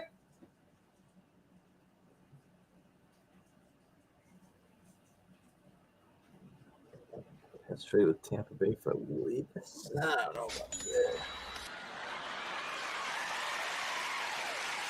They're just now announcing it for the Green Bay Packers. See what he bought. He bought this one right here. He must have got this in an auction. just here a second ago. All right. What do we got? Pat's on the clock.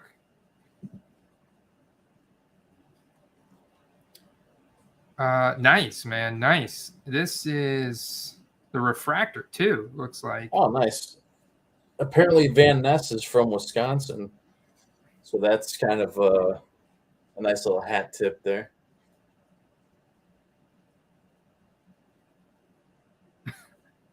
Damn, they're showing some clips of this guy. He's an absolute monster.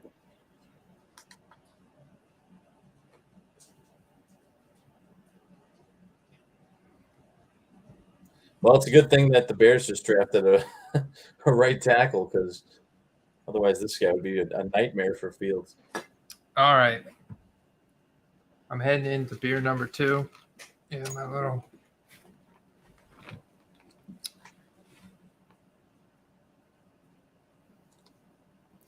The Patriots are in turmoil. They're in need of offensive line, quarterback, defensive line. You know who I like? That cat, Matthew Judon. That dude's a stud, man. Yeah, former Baltimore Raven. Yeah.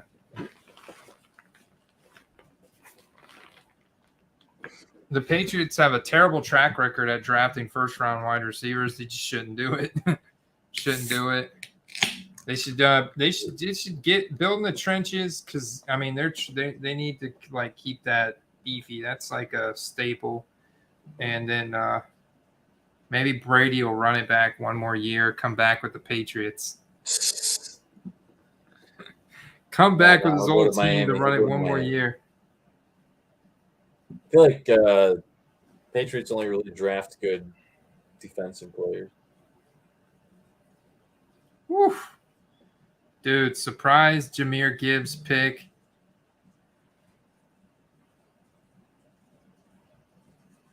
Oh, here we go.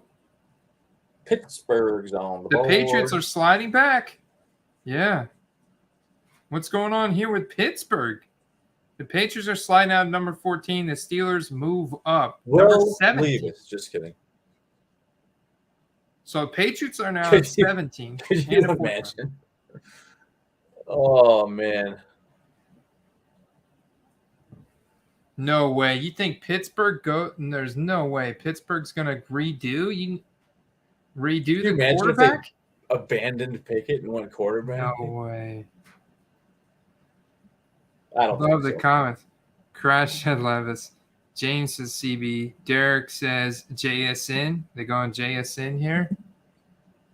So, you know, the Steelers love to draft in wide receivers. They're really good at drafting wide receivers. So if they draft Jackson Smith and Jigba here, that says a lot for that cat. A lot, man. Because the Pittsburgh Steelers wide receiver scouting is incredible.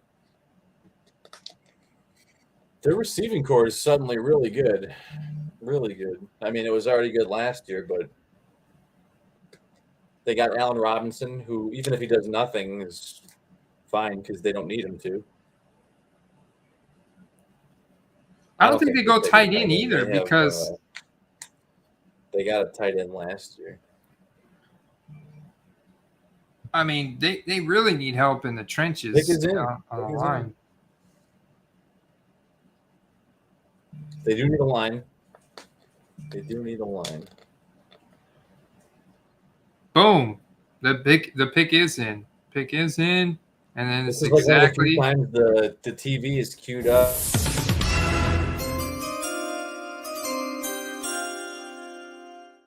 Tackle Broderick Jones from Georgia. Broderick Jones from Georgia. Tackle. You like it? I love it. I love that. Look at that. 75% of PFF users like that pick for Kenny Pickett.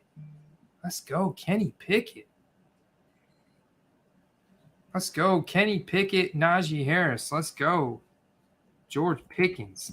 Love me some Steelers, man. JSN to the Jets. That would be wild, man. What's the Kenny Pickett market look like? I mean, is it cheaper than Purdy? It's respectable. It's way cheaper than Purdy, though.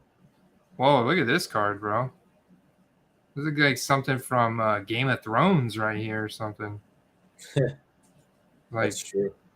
Those contours are pretty cool. They have some nice serial numbered varieties. is this like a Mandalorian armor that you put on the side of your arm right here? You know, wear it like a badge of honor. I'm a Pickett fan. Put some Velcro on it, make it a morale patch for your sleeve. Yeah. Wear it around at the National. Steelers selection. So now they're only about 2 minutes behind, at least at the moment.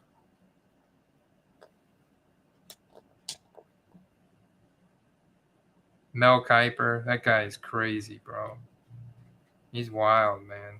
The real question is how does he have a job? I mean, he gets everything wrong every year.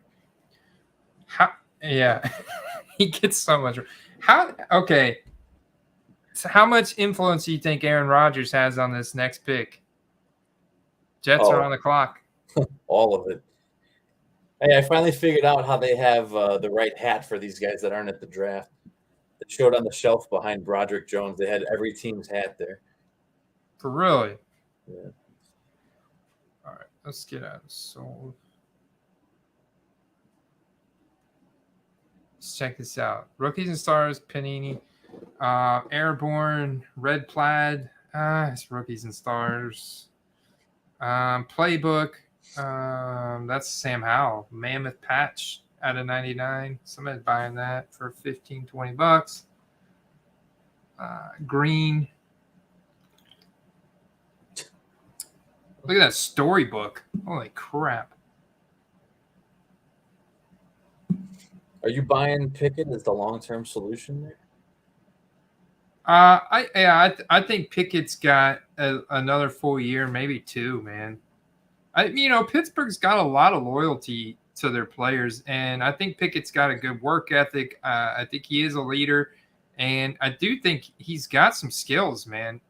If he could stay healthy, I'm a little concerned about the concussions with Pickett as well. You know, I don't know, something about some of these guys take concussions kind of easily. I'm a little concerned about that with Pickett because he is kind of fearless. I think Pickett can develop into a pretty solid QB with the great supporting cast. But the fan base in Pittsburgh is just so massive, and he's so young that there's still, I think, a ton of hype for him. Broderick Jones, no sacks allowed on pass protection downs. Yeah, it's Kenny Two Gloves because he's got baby hands. Like, that's a good picture of baby hands right there. This picture is not so flattering for his hands. Just out of curiosity, when they make the glove inserts, is there fewer patches available? Or? No, because the gloves are from it's other not players. Out of 10, it's out of 5. They couldn't get enough pieces of fabric off of it. Every single one of those glove patches are from other players because he had to use 2 pairs of gloves for the card. Here's this standard rated rookie. Definitely got a bit of a farmer stand. I've got a farmer stand too, definitely, especially after going to Disney last week. Yeah, I mean, his hands look small. They don't look like crazy small, but they definitely do look smaller than a normal player. Like, a picture like this does kind of make his hands look small. That dude, are they intentionally making his hands look smaller than they are? I mean, they really do look like baby hands on this card. There may have been some manipulation. Come on, man. That left hand looks tiny. Hey man, I'll give it to him. He can fire the ball.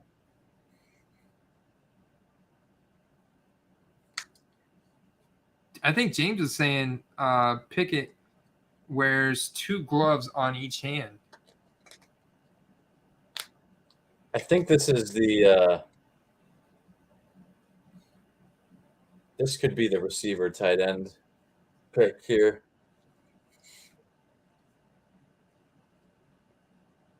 think Rodgers wants an absolute arsenal, so he looks like Oof.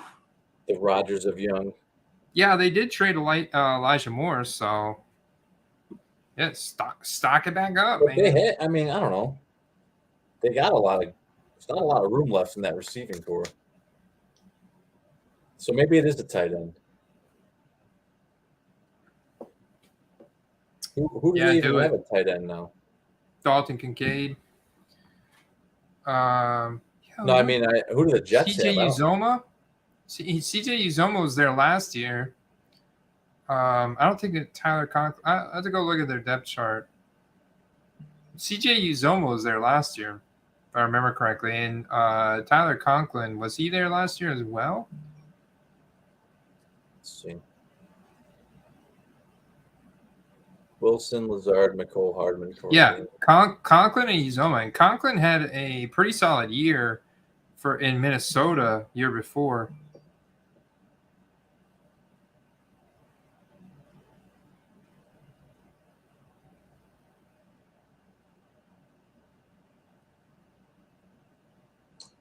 They're saying Conklin is a piece of the puzzle in the Jets offense on the big screen here. I don't know if he's that guy to take him to the promised land, but not that you need like a prototype receiver tight end necessarily, but they got to be going JSN here. They should so do it. Yeah, I think the Patriots Lazard get smushed back into the third receiver role. What else did the Patriots get from the Steelers here? Because I think the Patriots are, because Washington's not going QB. I mean it would be a total shocker. I wouldn't put it past them, but that would be a shocker with how much confidence they've been talking up Sam Howell. They've been talking up Sam Howell like crazy. Maybe that's a smokescreen. But they haven't moved up. They're chilling. I think the Jets go JSN here, man.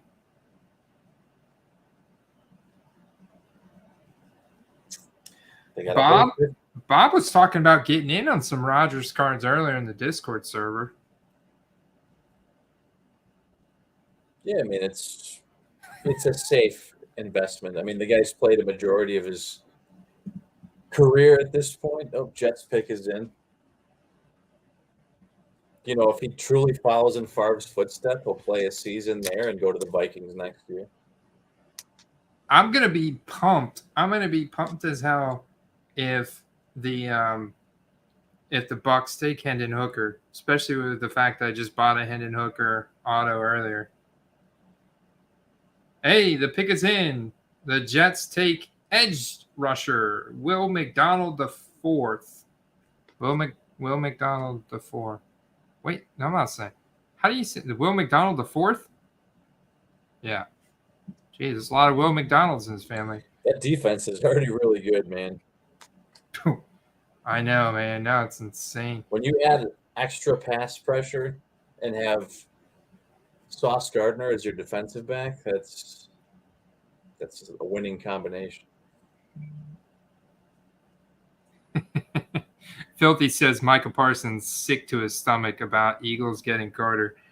Is that is that a legitimate tweet, or is that the Jets just got Will McDonald the fourth, big boy from Iowa State? Ooh, he'd been eating good, man. It says McDonald will be one of the more interesting defensive line prospects in the class because his tape is almost all at a position he won't play in the NFL. He was frequently a 4 or 5 technique in Iowa State's defense at 236 pounds. McDonald is at his best in space off the edge, where he can be a speed rusher. He earned an 84.1 pass rushing grade in 2022 and an 85.3 mark in 2021. Top 100, 6'3", 239. Almost 24 years old, bro. You think it's about that time for a trade? I feel like there's got to be a trade coming.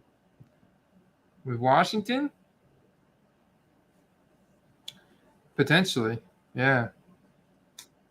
Potentially, because the value is not draft. Let's look. Best available. Yeah, I mean, who wants Will Levis? The Patriots are right there. They're probably going to grab him. I would love to see the Bucks grab Hendon Hooker at 19.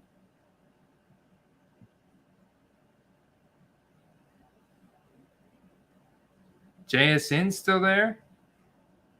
Commanders do not need any more wide receivers. That would not be a fit. They might do it though, because that's just the Commanders. But no, they shouldn't. Maybe they go Commanders go tight end. Logan Thomas is there, but he's like 30, 31, and he was a converted quarterback to tight end. Missed a lot of last season with injury. I was saying a few weeks ago, I think that if he's available still, Chargers go tight end, but I don't know. Now it's looking like one of the two is going to make it there. I mean, it's Super Bowl or bust for Rodgers, but you got the Hall of Fame there. Do you think he gained some more fans in New York? He's got to, right? Or are they afraid he's going to bring drama and he's like going to underperform?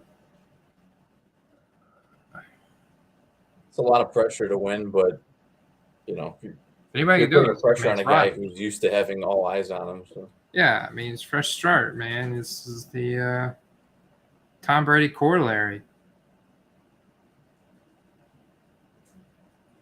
I mean, he's set up. Would you now? This is a question for you, Steve.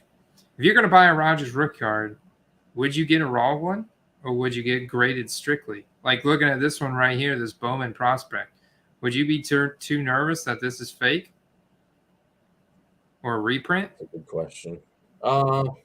Looks pretty damn legit. Yeah, I know they're pricey, but if you're going to go for it, go. If you're going raw, go for some of the ones that are harder to duplicate, I guess, like a non-paper version. But graded is always going to be the safest way to go, but find you one of the I'm trying to remember which one it is. The non-paper one. It's not Topps Chrome. It's what was it that year? Is it Topps Chrome? Well, you've got Upper Deck has got a decent card. The base Topps. I don't know. What is this? Oh, that's the Sage. I wouldn't get Sage. The Bazooka. Score, Upper Deck. Those are all the paper ones. What is that? That's the Topps Turkey. Pretty sure there's a Topps Chrome, but they're not very common. Honestly, that Topps Turkey is like an ugly card, but it's got him in an actual uniform playing ball. The rest of them are all the same practice uniform picture. Score. The Topps Chrome's pretty rare.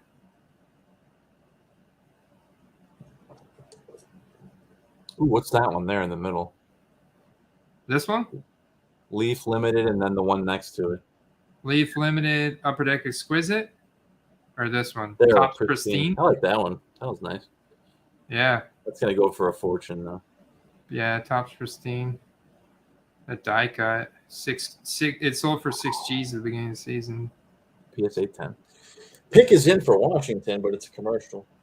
It's corner. They went with defensive back, which is crazy. They didn't go with Christian Gonzalez. They went with Emmanuel Forbes from Mississippi State.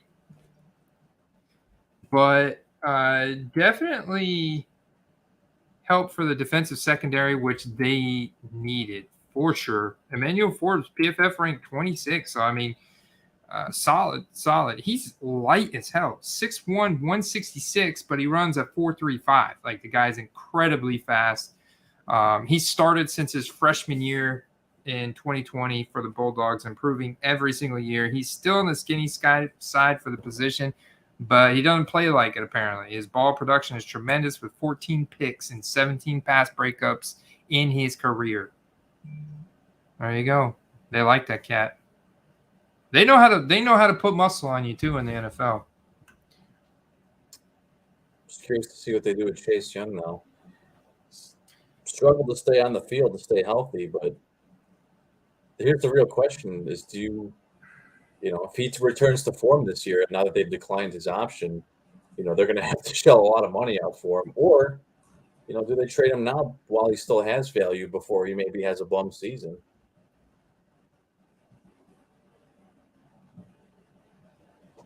Ooh, look at this, dude. Here's the pristine. Oh, that just got listed. Like new, yeah, someone's running it. 99 cents. Bob, eat your heart out, brother. I mean, if I was a Jets fan, that's a $5,000 card. Yeah.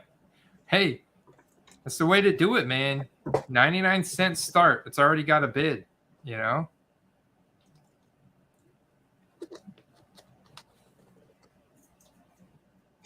that's a 5G card. If the 10 is 6.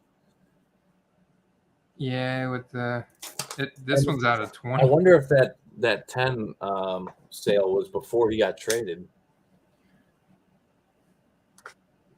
It was. Yeah, it was back in September. Oh, okay. So yeah, I mean that could even, if it was this week or even tonight, it could have went for even more.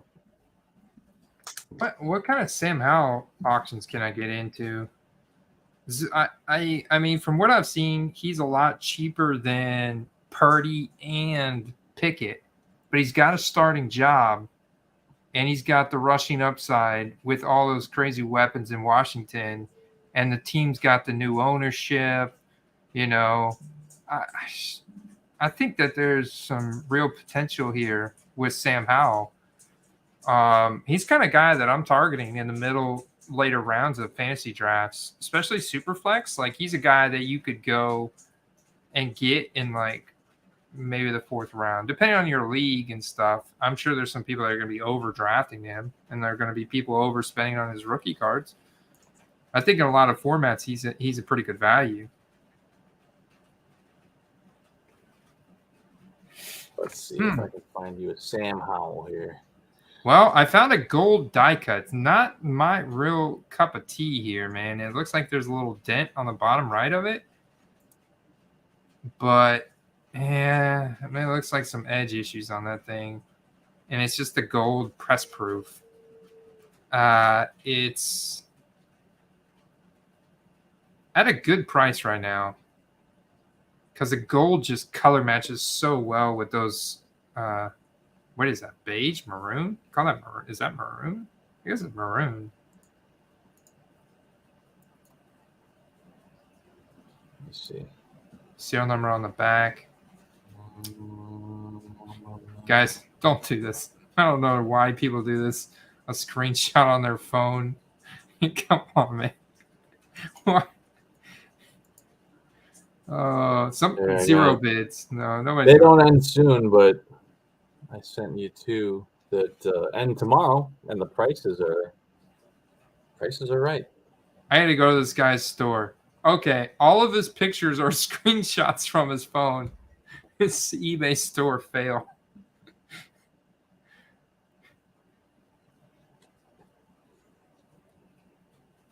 And he wonders why he's got 0 bids on every single one of his cards. Oh, stop. I'm going to contact him. I think it's a courteous thing to do, right? This is not about an item? No, it's not. Well, it's about all your items. Am I not even signed in? Just saying. Take better photos. Just kidding. Hey, bro.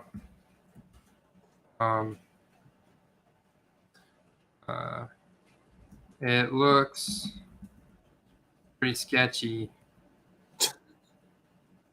when you post screenshots from your phone of your cards for sale.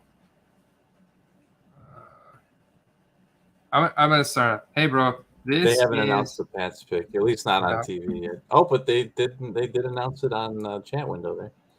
Hey, we were talking about him earlier. Christian Gonzalez from Oregon. They did not go with Will Levis. Will Levis is still out there. The Bucks are up. They keep showing Will Levis on the screen. He's sweating, looking like a happy camper here. His armpits are just like giant sweat stains. I mean, this guy has got to be just dripping in sweat. He's probably face is turning red.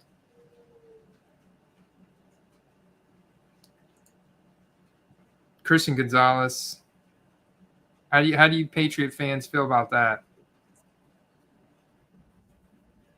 Hey, bro, this is about all your listings. Looks pretty sketchy when you post screenshots from your phone of your cars for sale instead of actual photos.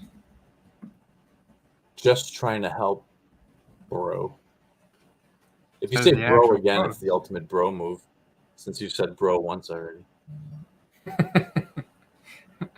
I highly recommend you use the eBay app to take photos of the card and click upload.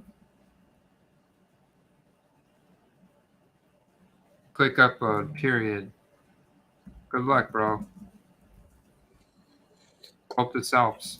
Christian Gonzalez, grade 92. It's a really good guy to get that late, huh?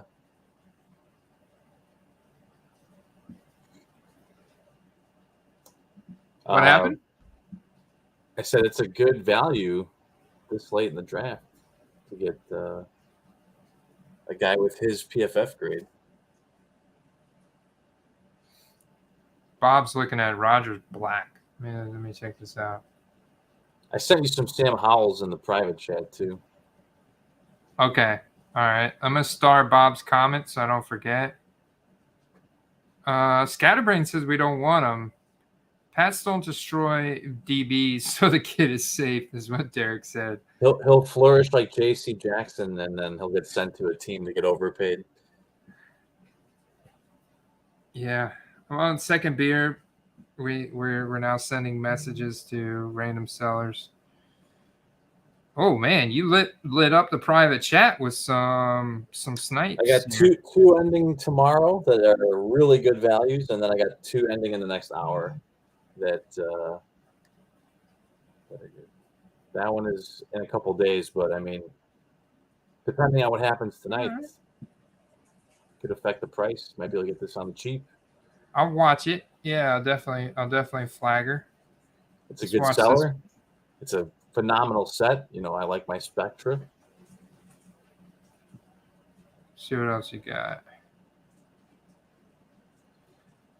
Yeah, I agree, Derek. Well, I think it's funny when two running backs go as high as they did, but a single tight end hasn't been taken yet. I mean, if they're leaving them out there for Detroit and the Chargers, then that would make sense. But man, you and these Spectras, man, you love them. I try to honestly hyper-focus them when I'm buying. I got a couple Treylon Burks I picked up.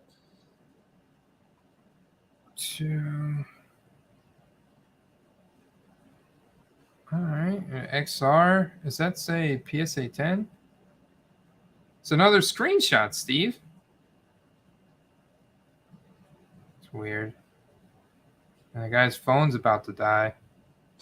At least he's got a 99.6 out of 1,200. Okay, yeah, he has been selling. And you got the authenticity guarantee, so that's yeah. Are we what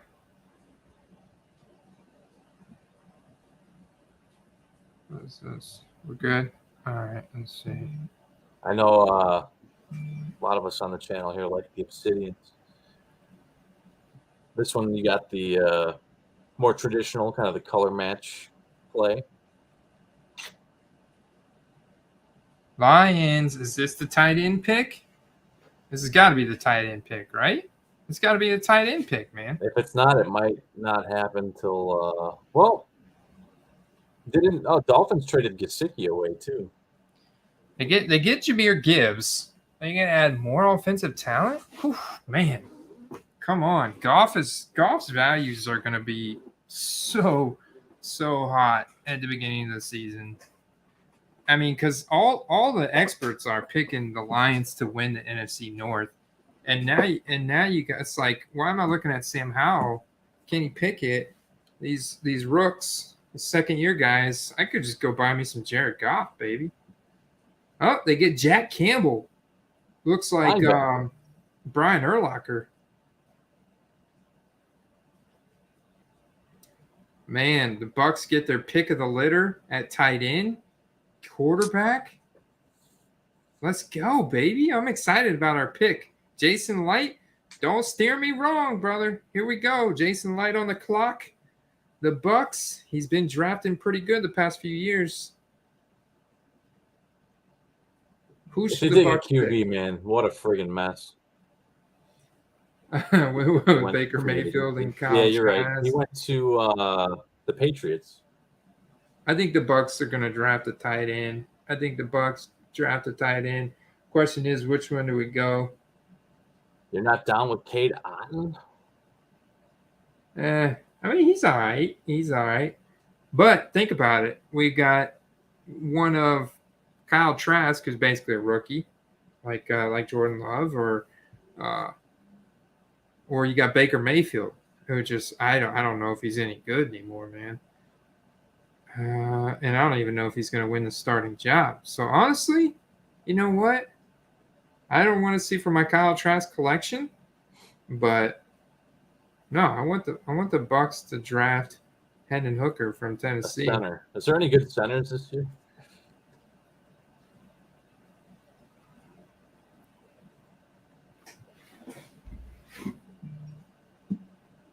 Now, I do like this Obsidian, man. This Obsidian is sick. Sorry, guys. I had to vote on who the Bucks should draft over here. I do like that Obsidian. That's nice. That's tonight 11. All right. Definitely want to watch that. Let's put this up here in a window. Okay. Exit out of that.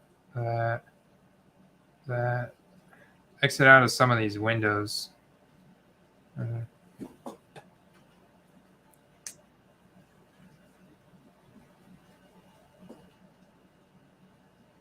Yeah, I wonder.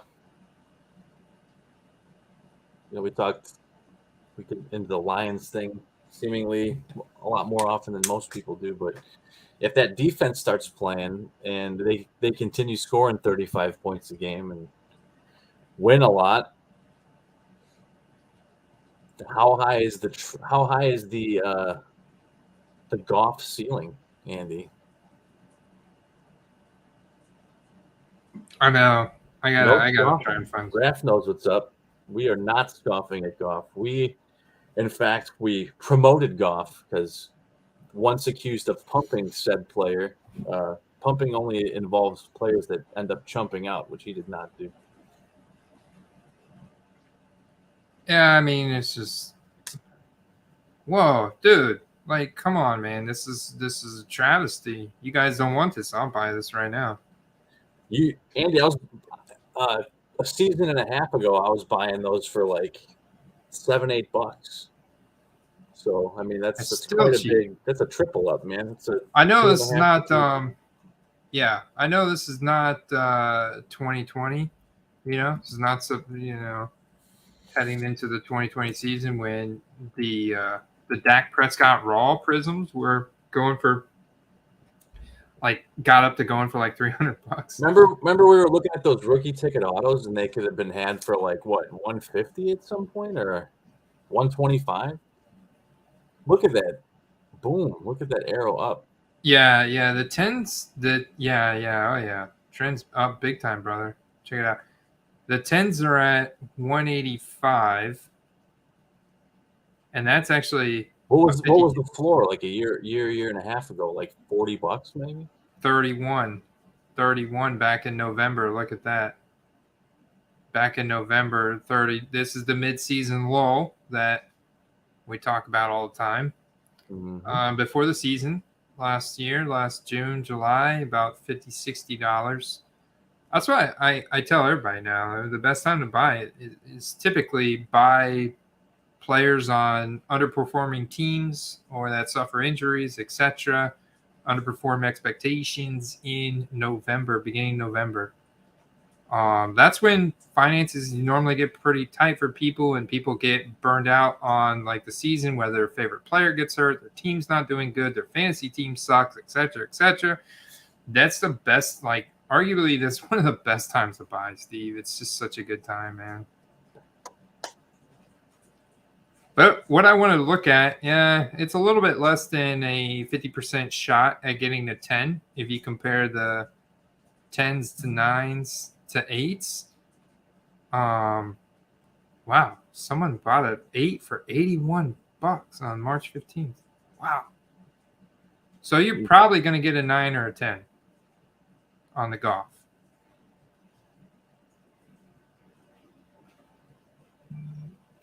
So I've got a 50% shot of this getting a 9 or 10, 90+% shot of it getting at least a 9. And the 9s. Without the zoom in, I would probably say it's a 9 just because that right side looks a little thicker. Yeah, they don't give me a zoom in. No zoom in option on this car. It looks like Pick is in for Tampa. Defensive lineman. Kalija Kansi. Todd Bowles' influence right there. Yeah, I mean, we need help on the line. I get it. So that's good for Kyle Trask. They like him. I've heard good reports, Michael Ham. Who there doesn't like him? I've heard guys talk highly about him. Yeah, let us be looking like Malone. Bad pick. Well, let's go to the big board. Let's look at. I mean, it's all about the trenches, brother. PFF ranked top 14. Kalija Kansi, I don't know how you say the name. From Pittsburgh, 22 years old, 6'1", 281 pounds. Runs a 4.67. That's pretty good. It says he's a bit undersized, but he knows how to get to opposing quarterbacks. 6 foot, 280-pound defensive tackle led all interior defenders with a 92.4 pass rushing grade this past fall. He has the first step quicks to still make an impact in the NFL. Man, that's a Todd Bowles influence right there. I mean, the guys on the hot seat, you got to think Todd Bowles and Jason Light, this could be their last year. This could be their last year, man. We hope.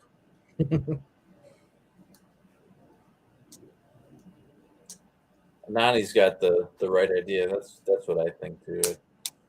Yeah, and the other thing is we could absolutely tank this year and get Caleb Williams in 2024. Let's just tank, man. Let's tank this year. Offensive line would have been nice, but I don't think the value's there. And they went with the interior defensive lineman. I mean, it would have been a cool story for a guy like Richardson to go to Tampa, but again, that they didn't have a high enough pick for that to be realistic. Only 25% of users like that pick. So everybody's with you, Mike. None of them like that pick. Yeah, man, best available. I mean, it didn't have to be. We don't need wideouts. We don't need an erratic, inaccurate quarterback. We don't really need that. We already got Baker Mayfield. Dalton Kincaid, we could have, but Nolan Smith on the edge.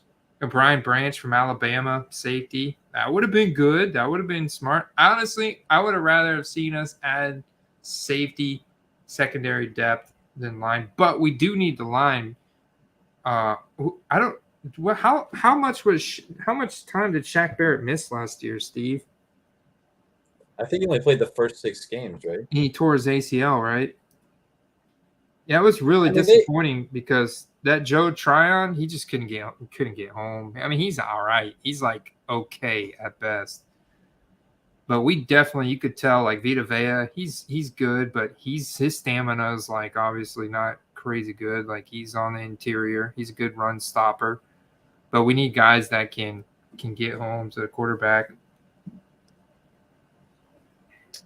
Bucks have a good defense. That's what I'm saying. If they have any offense this season whatsoever, that they'll be fine. But Tryon needs 30 pounds on him. Yeah, he's a great athlete, but I mean, he's got time. He's only a second-year guy now.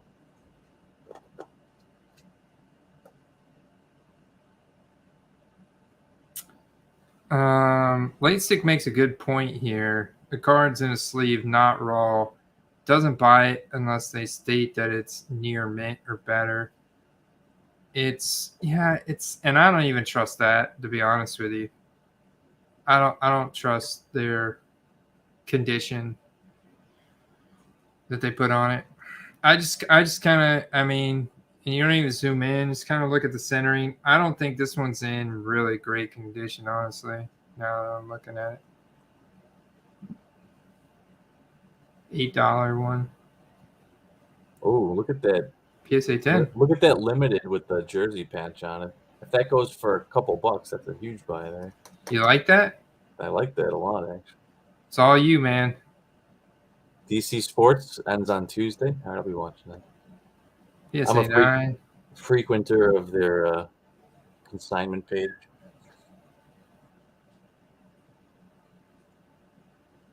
I don't know if it's still up. There was one a week or two ago. It's an optic gold out of 10 graded. I'm sure it's gone by now, but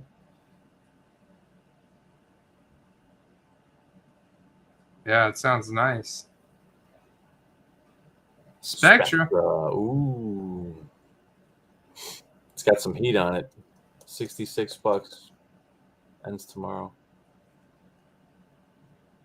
Here's some additional information on Kalijah Cansey. He earned the highest athleticism score of any defender in this year's class after running the fastest 40-yard dash by a defensive tackle at the combine since 2003. So, okay. I'm optimistic, man. Look at that. Right glass there. half full. Go back up. Go back up. What did I skip? It's a base optic, but it's a 10, man. Get on that. Yeah. Up For one. sure. Up one. There you go. Yeah. I'm on it. I'm flagging it. Even that 9. That 9's only at 99 cents. I'd crack this one out. If I could get that for under 100, I'd crack it out. Sell it raw. There's a nice little Origins patch.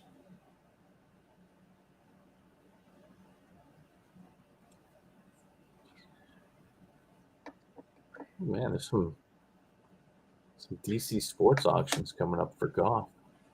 What's the some interesting stuff I flagged. What's the Baker Mayfield market looking like now? Has it bottomed out like the Kyler? Kyler definitely bottomed out. Yeah, it's bottomed out. What? 50% down on the optic? Yeah, right. That's because, I mean, it was too high, man. Look at that. Auction 3 days ago. Damn, $20. $20.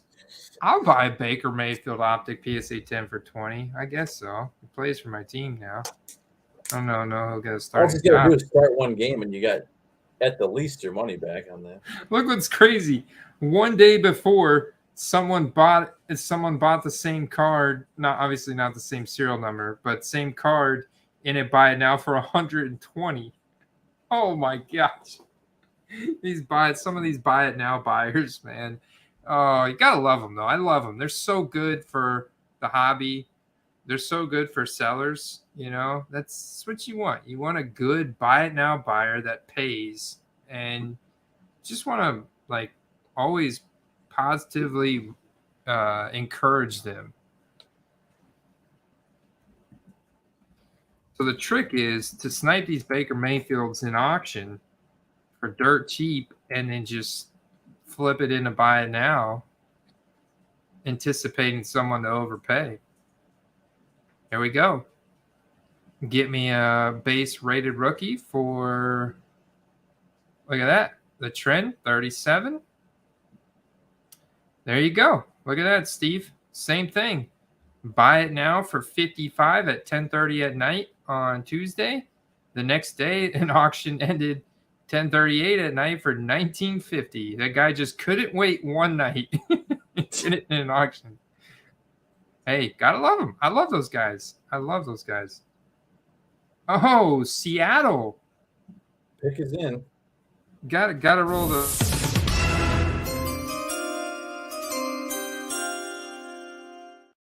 Haven't played the Little's music in a few picks. Didn't do it for every pick. It's okay. I know you guys are still having a good time.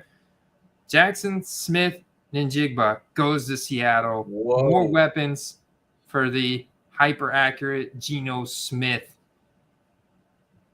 Probably not the ideal landing spot, Andy. I like it because Tyler Lockett's getting old, man. Tyler Lockett's getting old. They need more weapons there to complement DK Metcalf. I think JSN is a great complementary role to DK Metcalf, and he's going to learn behind one of the best route runners in the league in Tyler Lockett. So I think Tyler Lockett's got so much great NFL experience that he can transfer down to JSN. I mean, this is a great, honestly, I love this landing spot because Pete Carroll has really had Geno throw the ball a lot more. And I think with how good Geno played, they're going to be getting in these shootouts again this year where Geno is going to be airing it out. And JSN could be lighting up the boards. I think from a year one fantasy perspective, from a year one hobby perspective, I think that's not the ideal landing spot. I think maybe in the second or third year, that's, carves himself out for a massive heap of targets, but he's going to be potentially third in the pecking order for a while. I should be buying more Geno Smith. I do have a Geno Smith rookie ticket auto, Steve. I believe I still got it at a great value. There's I got it for like right under $50. Still think it was a great value. Man, Baker Mayfield cards, yeah, they just bottomed out, bro. They just bottomed out. Let's go Geno, man. Let's go Geno. What's the Geno market like? You can get like Topps Chrome extractors with a serial number for like under $15. What do we got?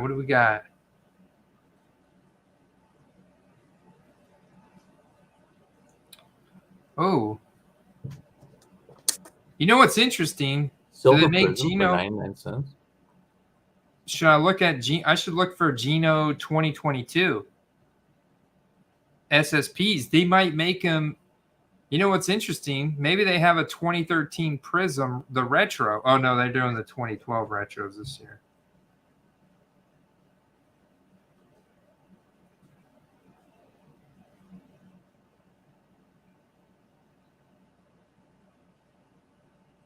You just kind of have to wait for the good Geno cards to get listed. Kind of 2013 products not super common. There's a nice one. Ticket goes for PSA 9.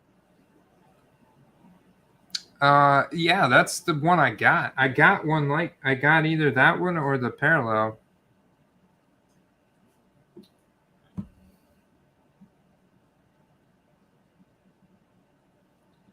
I wonder if some jewelry company gave a bunch of these players like free jewelry, because a lot of these guys have like their initials on a big chain. Sponsored. A lot of these chains look the same too.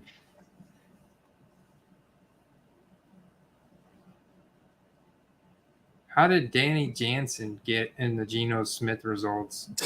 Well, there you go. That's some high-end stuff. Yeah, that Panini Black looks pretty sick.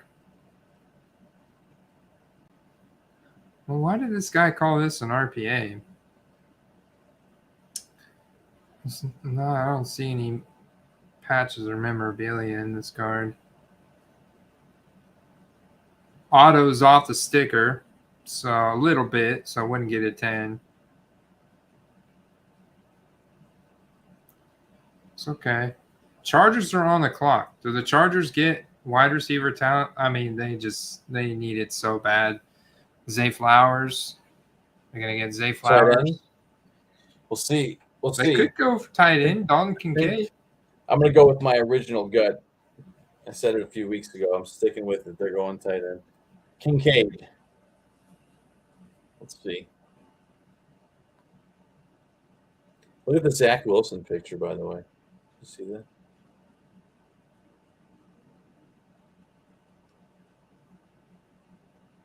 You got Jonathan Mingo, Zay Flowers, JSN's gone, Quentin Johnson from TCU. I know Derek loves TCU wide receivers. And you know what's funny? They got a bunch of high school kids on stage with Jackson Smith, and they're all taller than him. I like this profile from here from Mingo, Jonathan Mingo from Ole Miss.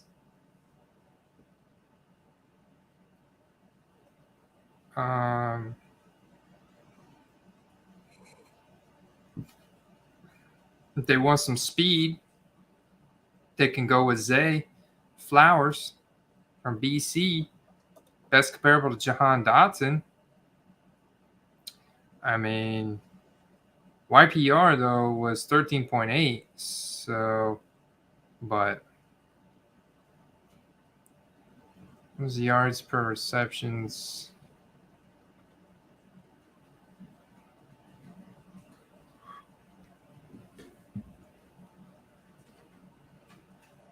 Dang. Derek's on fire.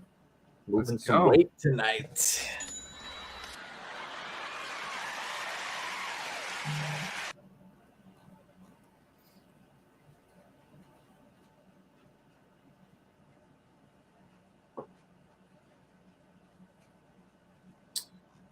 All right. Is this where the QB first round QB slide ends? I think that at this point, I think we're looking at probably the next round. The only way that doesn't happen is if Minnesota takes a quarterback. But I don't think they're going to use a first rounder. They'd obviously be, benching them for the first whole year. Chad is now convinced that there you go. Oh, Derek. The pick is in for the Chargers. They select your boy from the Horned Frogs, Quentin Johnson from the Horned Frogs. They got the Horned Frog. There he is. Why did they go with the guy that ran a 4.5? I thought they needed speed. They do need speed. No thinking. They need speed, Steve. This guy's 6'3", 208. He's like best comparable to Josh Doxson. This sounds like another Josh Palmer or Mike Williams or something. What's going on here, man? Kind of shocked. Johnston and Addison, two best wide receiver on the board. Okay, well, we'll give it to the guy. He does have the deep. Obviously, he has got the deep capability. He has a high breakout age and a high yards per reception average at 89th percentile. Not quite 22. I guess their scouts feel that he's the best guy left on the board, man. All right. Let me see. He's going to naturally be a hot commodity now on a team that loves to chuck the ball. Yeah, they weren't throwing it very deep last year, but I really hope that they get back to that. This cat does have some interesting yards after the catch ability. I will say that. He's kind of wiggly, man. He gets loose pretty good after the catch.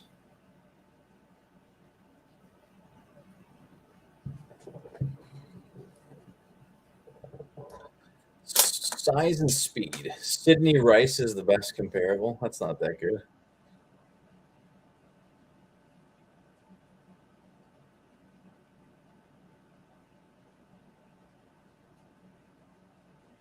You know who he kind of looks like? He kind of looks like Devontae Adams. Not gonna lie. I'm watching his highlights. I put it on the screen if I didn't think we would get demonetized. But the way he kind of runs his routes and stuff. Body movements. Yeah, like his body movements and stuff. I guess agree. he does have dreadlocks too. So, but he does kind of look like Devontae Adams. After he takes a couple hits at the pro level, he'll probably put like 10 pounds of muscle on. So.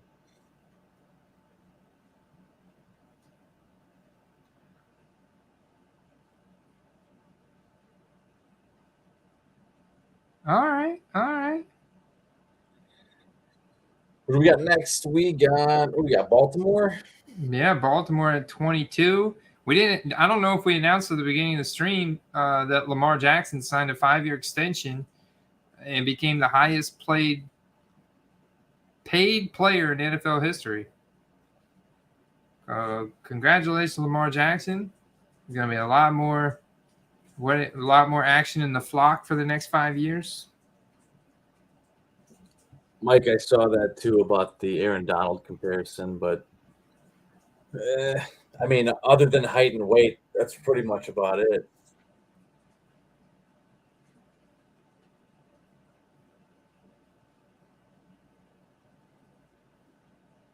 But I mean, you never know. The guy could turn into something in the next couple seasons. Yeah, according to Player Profile, you look at Devontae. I don't think Devontae Adams. I mean, obviously he's developed a lot. Devontae Adams was what, like a 6th rounder?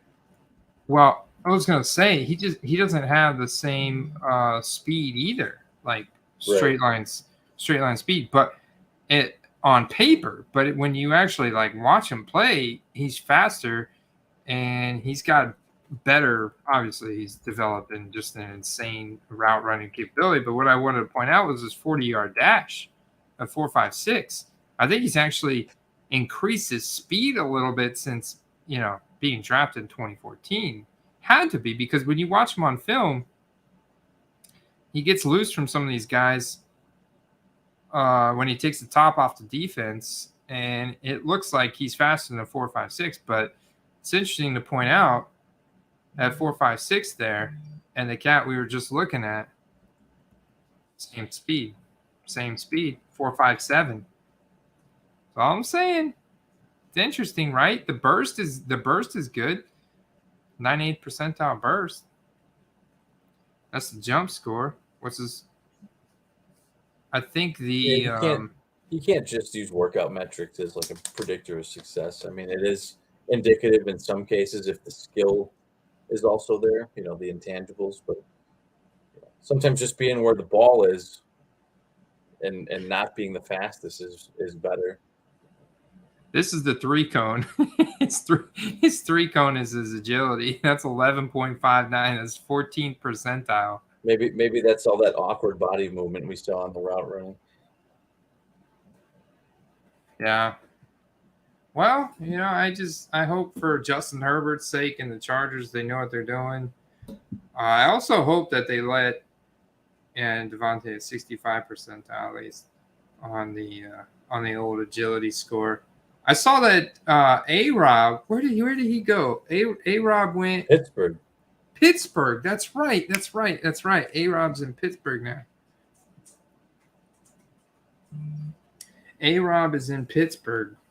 Yeah, I mean, it's a perfect spot for him. There's zero pressure to perform. Yeah, zero. He can just kind of coast off. Deontay Johnson do all the hard work and then have him vulture all the touchdowns like he always does.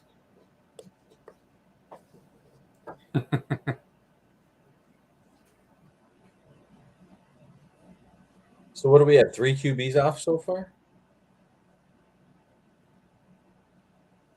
Yes. Yes, we still have not had a Levis selection. We still have not had a Hendon Hooker selection. And the Vikings are a team projected to take QB. And pretty much it. We got some classic banter in the chat. Look at the last 2 comments. Last 2 comments. Okay, maybe the top 3 last 3 comments. His 3 cone is on his Tinder profile. Chad says his 3 cone's legendary. And then Derek says, you mean grinder? Oh, Derek says, I want to see Chad run 3 cone. If you guys are at the National, we might have to set some. We might have to do a 3 cone challenge. In the parking lot. You guys can run a 3 cone.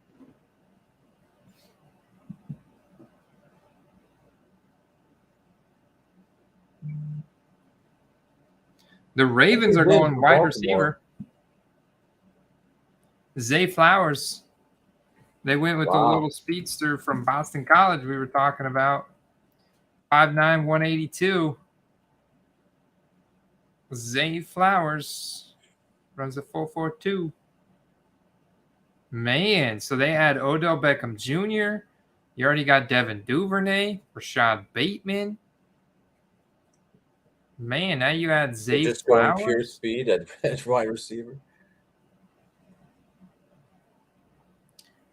Look at that. Chad said he's got 3 cones in his carry-on. That chick from Total Recall had 3 cones. Some of you might be too young to get that one. Zay Flowers equals Rashad Bateman. I had a feeling you were going to say that, Derek. I think that you might be right on that one. They added Nelson Aguilar. Whew. Look at all those wide receivers for Baltimore. and almost none of them are good. Well, I think Bateman can be good if he could stay healthy, man. Last year was his year, and he had a good start to the year. I was about to make Derek eat his words, and then he gets hurt and misses the rest of the season. Devin Duvernay had a couple good games. Lamar Jackson gets hurt. J.K. Dobbins gets healthy. He starts. I'll be honest. I think Dobbins played good at the end of last year when he came back from injury. He was only at like 75%. He admitted himself. So I think, not saying he'll hit it, but he's got 2K rushing possibilities. Yeah, 100%. 100%. And they got to try using Duvernay as like a Cordero Patterson type player. Love me some J.K. Dobbins. Like if J.K. Dobbins was in this draft class, he would have gone early first round. I mean, love me some J.K. Dobbins. The guy in the Raiders got the freshest look of the night. Zay Flowers might be looking like a Gucci version of Steve Urkel. I don't know. Oh yeah. He looks like he might weigh about $175. What does he weigh on there?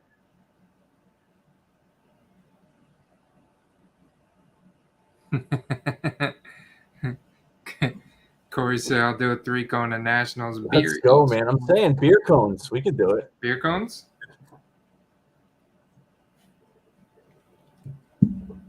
Derek says he needs to take a smoke break at each. This could make for some epic vlogging, but just don't tear your ACL. We don't want that on camera.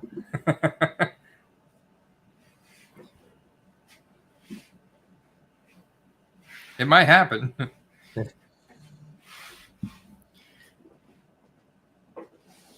Uh-oh. Hendon Hooker ending in 14 minutes.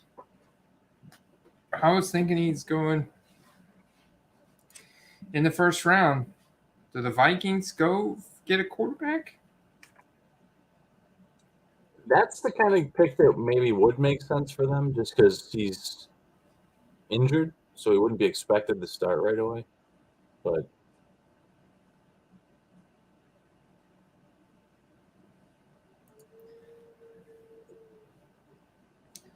Derek is fired up about the landing spots for Jahmyr Gibbs to Cones the for days. Lions. you talking about them those easy cones? Bijan to Atlanta. Let's go. That's huge.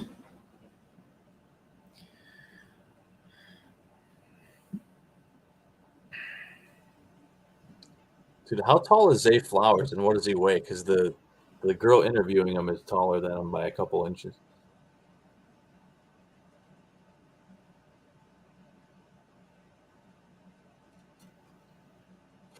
Sorry, say what? I just had my wife just sent me a text. I I was just distracted. wondering what the height and weight profile is for Zay Flowers. Oh, he's tiny. He's tiny. He's like 5'10". 180, 5'9". I exaggerated, Steve. He's 5'9", 182. Small guy. I mean, he could definitely outrun me, but he'd look small standing next to either of us. Yeah. But he's got speed and he's 182 pounds of like pure muscle. So yeah. Could be like, well, I mean, Deshaun Jackson would be like Deshaun Jackson would be like the ceiling for a guy of that stature, right? Yeah, Jahan Dotson I thought played really well last year. Jahan Dotson a little bit bigger than that. Yeah, 5'11", 181, but still. Yeah, I mean, Jahan Dotson's, I think he's pretty good, man. He's pretty badass. Yeah, I know Deshaun Jackson's not very big either, but it's all speed and knowing how to work those DBs, right? Yeah, that's almost identical numbers there. Yeah, 5'10", 175. I remember meeting Deshaun Jackson in person. Oh, for real? Yeah, at the Bucks game, whenever he played for the Bucks back in I think it was 2019. And yeah, it was just a normal size guy. I'm a little bit taller than him. That was pretty interesting. Like, cause most times I meet football players and they just look like I ran into Ndamukong Suh at the grocery store. I mean, he was carrying his baby. It's just, I mean, talk about a massive human being. I mean, just massive human being. I could see him from a mile away, Yeah, that's like the like the interesting thing. Like when people think football player, they think this massive human, but some cases like these guys, that's not always the case.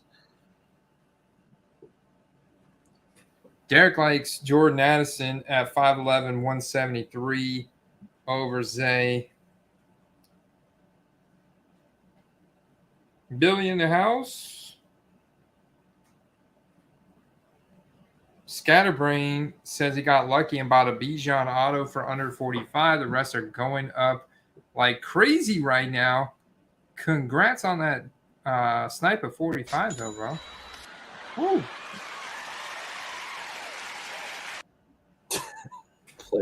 Player agility. We're gonna find out Derek and Chad's quest score for their player profiles soon.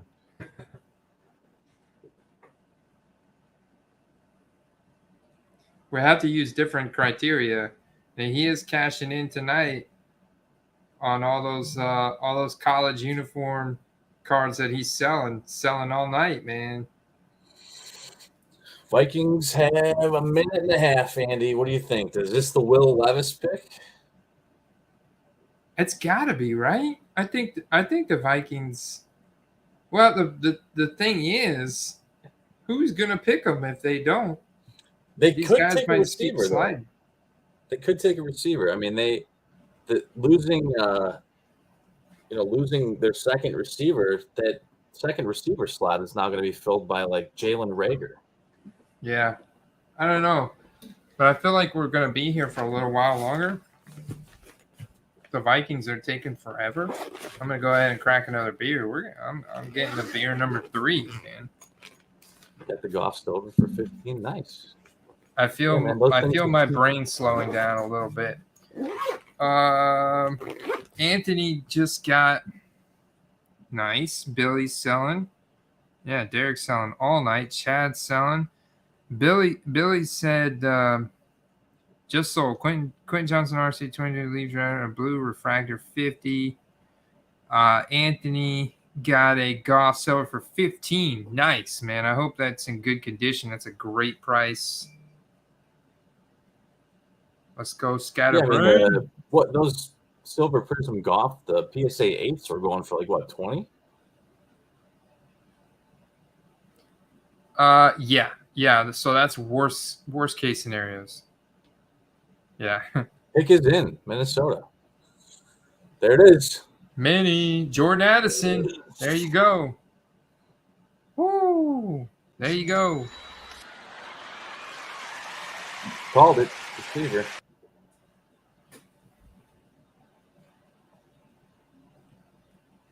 Now, does this in any way improve the value of a Kirk Cousins rookie card? If they don't, I think it's got it, right? If they don't screw around, I mean, I think Cousins. Yeah, I mean, I think I still have some Cousins. I never end up selling those, man. He's got to freaking win in the playoffs, Steve. This is it, man. Cousins has either got to get an MVP or he's got to win in the playoffs. I don't know what else to tell you, man. I don't think his stuff's really going to ever do anything. And honestly, a lot of his stuff is all like practice uniform, combine crap and stuff.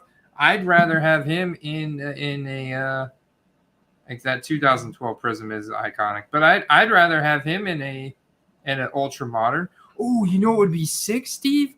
2022 Prism Kirk Cousins in the 2012 retro. So you get him in the Vikings uniform, but in the 2012 Prism retro. That might be the play, bro.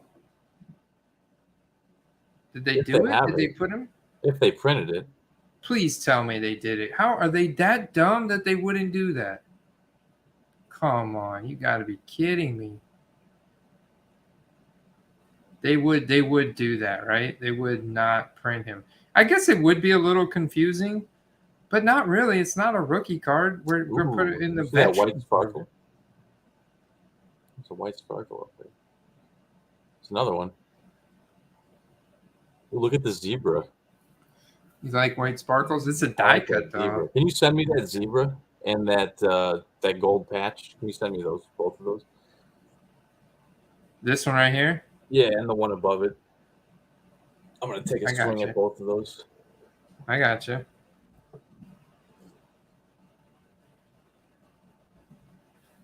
They did need some good, good receiver. Just because that hasn't happened yet, but if he were to make his way, and maybe it doesn't happen during the year, maybe it happens in the offseason, but makes his way to another team with a larger market, with a bunch of weapons. Who? Cousins. Kirk? A team that could have a defense, because the Vikings don't. Yeah. The Giants are trading. Looks like the Jags. The Jags are trading number 24. The Giants move up one spot. That's pretty suspect. Why did the Giants move up one spot?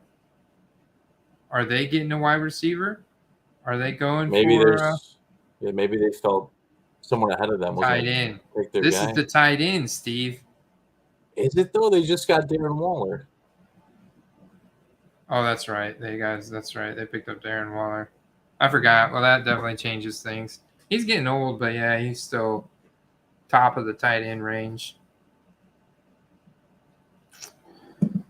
Well, okay.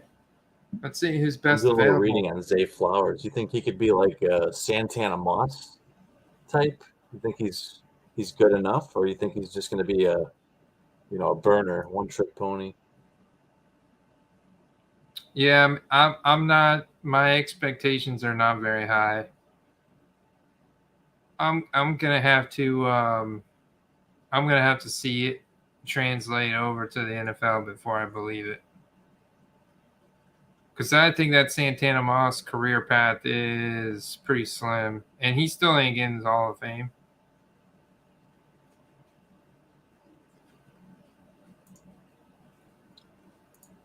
What search criteria are you using for Kirk Cousins?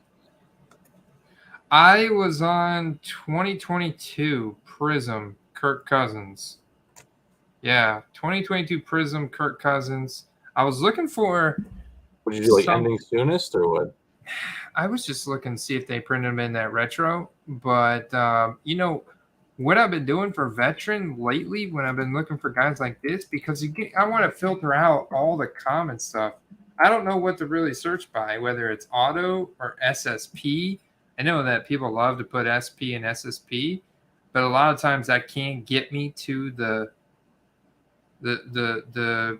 rare stuff, because I just want to look at the super rare stuff in the veteran format, Yeah, I know you can put like the slash with all the serial numbers, or you could put case hit, or you could put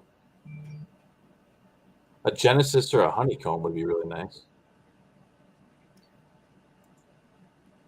Yeah, the sparkles are pretty nice too. I mean, the sparkles are pretty nice. What about this season ticket purple Stardust? Calling it a case hit. I mean, for $5, it's like, yeah, I would love it if they actually made the case hits. Like, go ahead and put a serial number on them, man. Right? Yeah, I mean, silver. I don't know. It would make it a bit more attractive. That gold obsidian. Oof. Yeah, it's too bad the seller didn't grow a pair and started at 99 cents. That's a beauty, though. He's not gonna sell it. Well, honestly, though, I've noticed that with the make an offer button, I have gotten offers accepted below the starting bid. Especially if you've watched a card a few times end and then get relisted. There you go. The Giants selected Deonte Banks from Maryland, defensive back. They definitely needed that. What, definitely needed that. What if Dallas takes a tight end? Didn't they lose their tight end to free agents? But and that's a great point. And even so, what's his name? It's on the tip of my tongue. Dalton Schultz. Right? Yeah. That's what I was thinking. I was thinking of Blake Jarwin, who was supposed to be the guy before Dalton Schultz, and he got hurt and then missed the whole year, and then Dalton Schultz took over.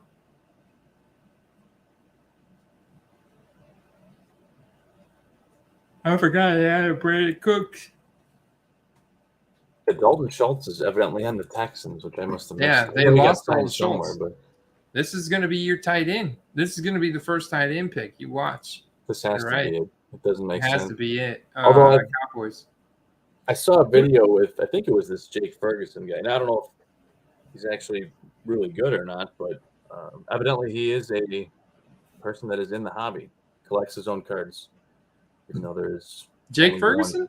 There's only one that exists at the moment. And he's like in the background, I think. That's funny. Yeah, he's a 4th round tight end. I like that they added a complimentary wide receiver for Justin Jefferson, though. That's awesome. Jordan Addison. PFF ranked 23. Jordan Addison was the Blitnikoff Award winner with Pittsburgh in 2021 before transferring to USC. He's a crafty route runner with the kind of Ben to run a full route tree. He caught 159 passes for 2,468 yards and 25 scores over the past 2 seasons. Interesting. 4.49 speed. I think only New York a handful of these, not necessarily players, but judging what position they're going to take, it's been pretty easy to do. I think most of these teams have been really hard to gauge. What's going on here? The Bills moved up. The Jags traded out.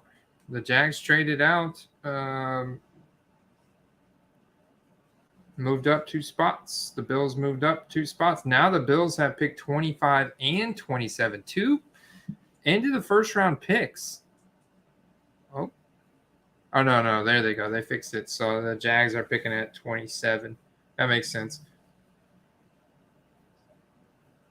The Bills are now on the clock. Deontay Banks. I think for sure we're going to see our first tight end here to the Cowboys. I feel it. I feel very confident about it. You think the Bills moved up to take a tight end? No, right? No, I don't think so. It's possible. It's definitely possible, but I think they moved up to take defensive. Somebody on defense. It's probably this cat from Alabama that was out there that I saw, this Brian Branch or this Nolan Smith. Is Von Miller running it back with the Bills? I don't know if Von Miller is running it back. If somehow both of these tight ends fall to the Bengals?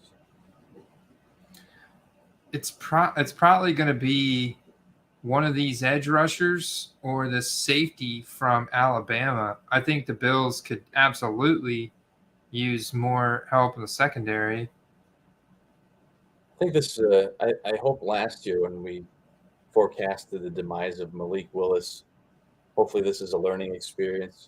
Just a day ago, and even this morning, Will Levis was in Vegas, odds up to be the first or second pick overall. So that's can't believe everything you hear with these rumors.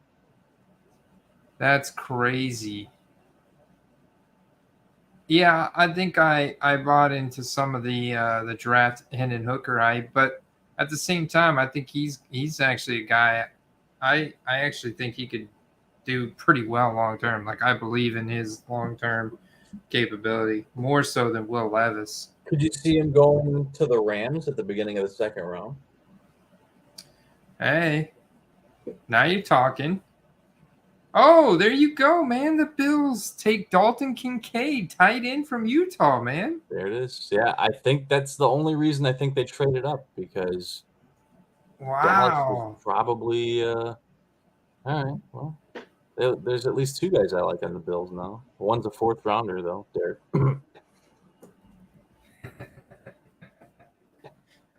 He's just got more targets taken away with the addition of Dalton Kincaid. That's pretty exciting, man. 6'4", 246, and like we said, Dalton Kincaid is not the best blocker. He is more of he's a mix between a receiver and a tight end. They just added a massive receiver to their depth chart. That's great, man. That's great for the Bills' passing attack.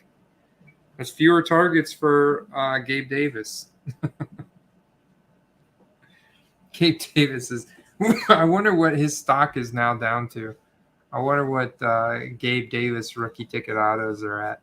They haven't moved that much. I mean, there was obviously a major peak for him, but there's some Gabe Davis holders out there.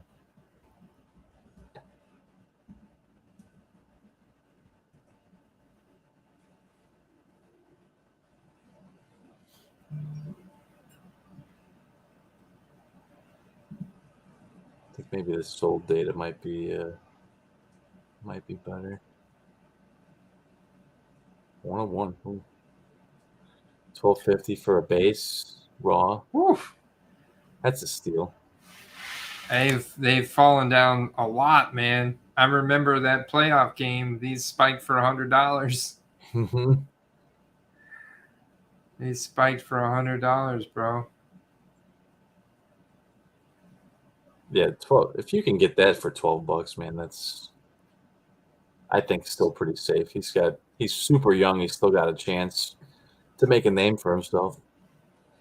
So what's interesting is that I think you're right. I think the Bills were worried that the Cowboys were going to pick a tight end, and they made a deal with the Jags and moved up to get their guy because they thought the Cowboys were going to take him. Well, there's the good thing is there's a lot of really good tight ends. Like, I mean, the Cowboys could still get Michael Mayer, who's right there, or they could get Darnell Washington. I mean, Darnell Washington's 6'6", 264, and runs a 4.6. I mean, like, he's just massive, and he's basically an offensive tackle who can run routes and make guys miss after the catch. Like, maybe they want to go that route. Yeah, I mean, there was the two consensus top tight ends. If Dallas didn't get one, I would think that if they still want a tight end, they're going to probably just flip to the other guy. Yeah, probably. I think Michael Mayer is a really safe pick. I mean, the guy is graded out extremely well. Highest graded tight end in 2022, and he's only a true junior, so super young. He just doesn't have like this crazy speed. He doesn't have this. He could end up being like a Greg Olsen, who's of our generation, like one of the best or better tight ends. He's 6'4", 249. Yeah, he's a big dude. I think you can go with Michael Mayer. Who do they compare him to athletically? Zach Ertz. Hey, that's a really good guy to be compared to. Mm-hmm.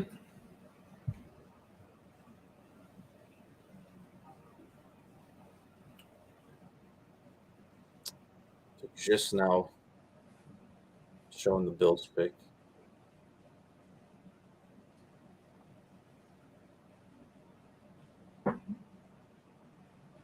Let's go tight end. Let's vote on him.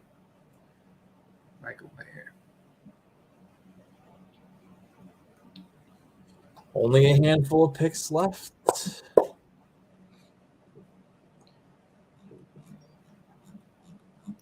For sure, he's going to get some hype if he goes to the Cowboys.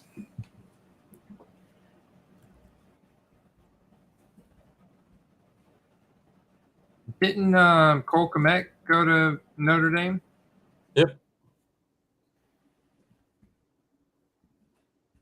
That he did. Natural hands, competitive yak, sudden.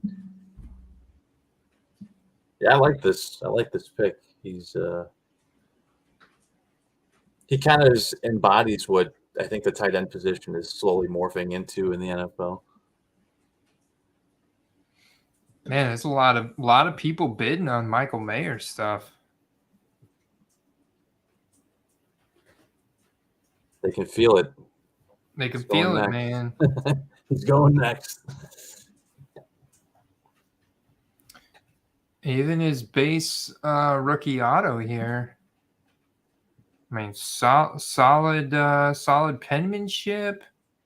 I mean, pretty cool photo. Got the mid action.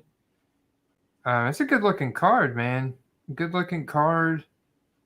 Has one bid ending tomorrow evening, but I mean, even you look at like all of them, they all have bids on them. Every single one of these Michael Mayer rookie autos, even the Onyx blue ink. I think Chargers are going to be kicking themselves for passing on both of these guys. Man, they needed wide receiver so bad, though. I mean, that's effectively what this guy is, you know. Yeah. I think the reason why the Bills went with Dalton Kincaid because he's actually a little bit faster. Like he's a little bit more of a receiver. I think this guy is super well rounded. Like he's just going to be the top overall, like well round, like all around. You know, it's not. I think of it like their Madden score. You know, he's more balanced in all the attributes instead of having too I many. think Dallas front office is punching air right now. Yeah, they haven't jumped up to announce their pick. Yeah, we got 3.5 minutes, but Fitty, I gotta check in on the chat. Let's go. oh no, they don't look happy at all. They're all sitting around with like really confused looks on their faces. What if Dallas takes Levis? They got Dak on this massive contract. You got Cooper Rush. They still have Cooper Rush, right? Dude, they look like they Backup? just got kicked in the jockstrap right now. Like they look Yeah. really confused. That had to have been their pick. That had to have been their pick. Still got Cooper Rush, who was a fine backup last year. Yeah, I don't think they go quarterback here. I think they really wanted Kincaid. They're going to have to go Mayer. There, you know, in case you want any sports card investor advice.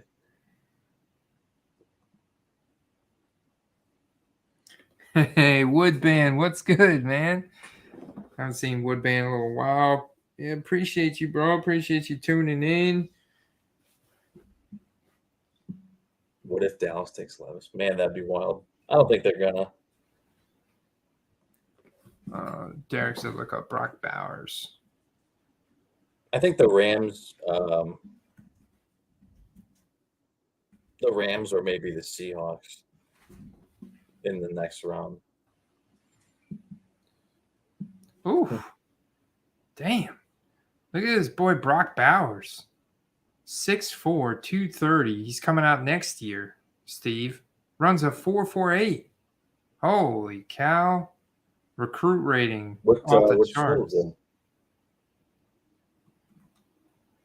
Dang, Brock Bowers is going to be a top tight end next year. It's like he's got like Gesicki type burner speed.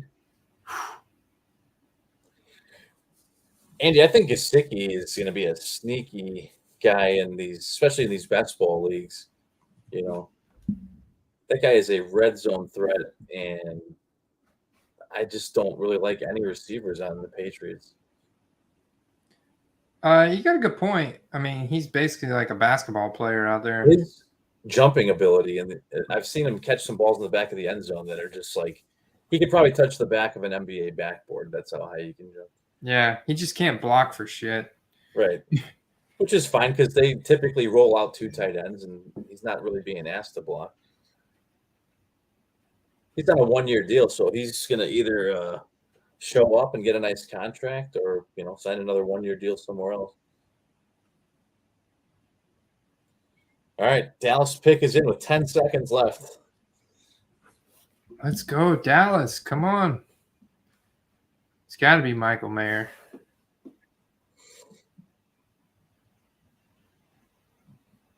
They got sniped. Nope, they went D-line.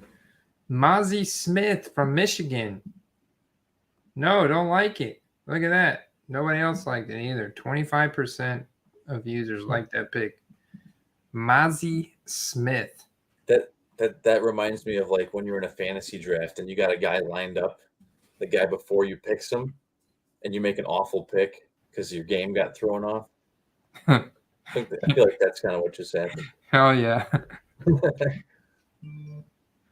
Mozzie Smith is a special athlete for a 337-pound nose tackle and could very well see a Dontari Poe-esque rise up draft boards after the combine. He turned it on strong down the stretch in 2022 as well and earned a 79.2 overall grade on the season.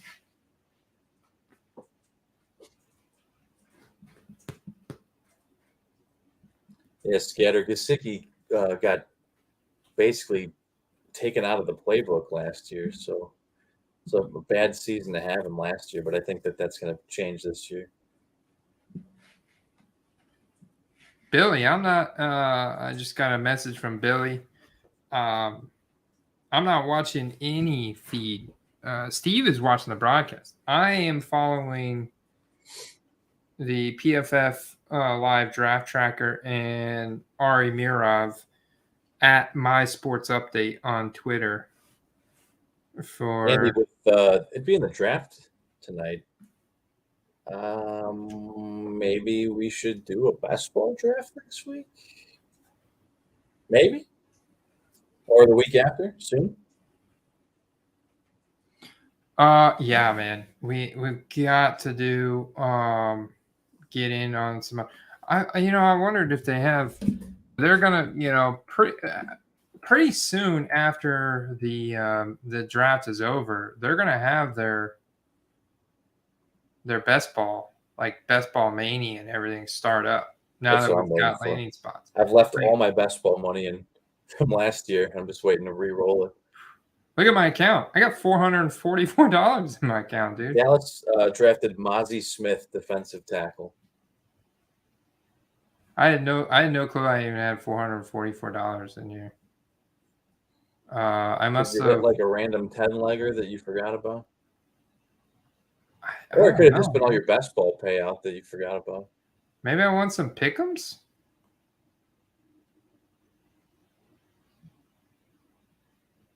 Maybe they gave me a bonus for people signing up, or maybe this is just all my winnings combined. Because like, I feel like I didn't win that much. Derek said best ball mania will start in May. May, there you go. We're I'm ready. almost to May, brother. I am ready. So if it's not up next week yet, we'll shoot for the week after.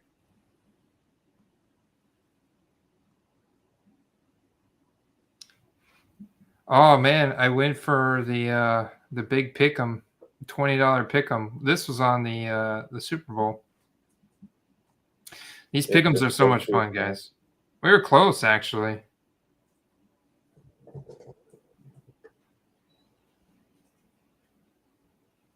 Oh, he had 49 compared to 45 and a half. Yeah. Derek says, go to account, look at transactions. It should tell you where the money came from. You may have to scroll down. Transaction history. Support deposit. Sweet. Thanks, guys. Oh, what is that, for hitting all the certain amount of promos or what? I think I think they hooked me up as part of my contract with them. Yeah.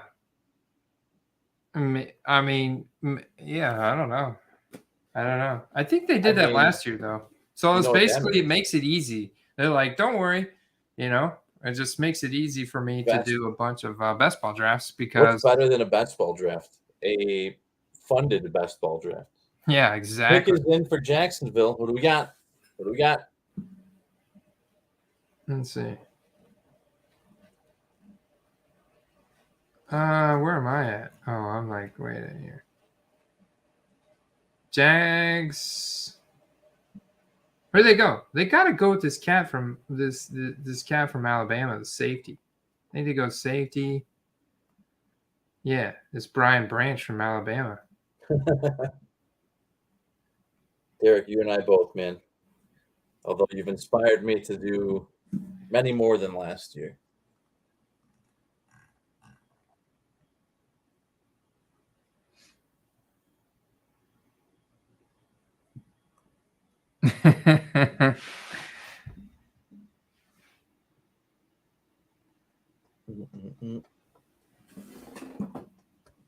Did you miss the Dallas pick, Filthy? They got Mozzie. They got some defensive line pressure for Hurts. Not going to affect him any. Not going to affect him any.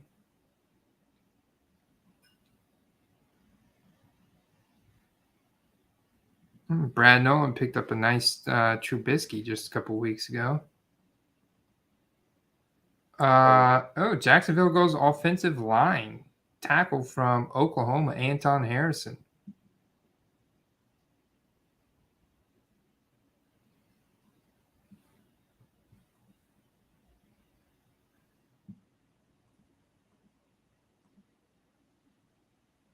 So yeah, check it out, guys. Get signed up. Promo code Quest. You do get an instant 100% deposit bonus up to $100.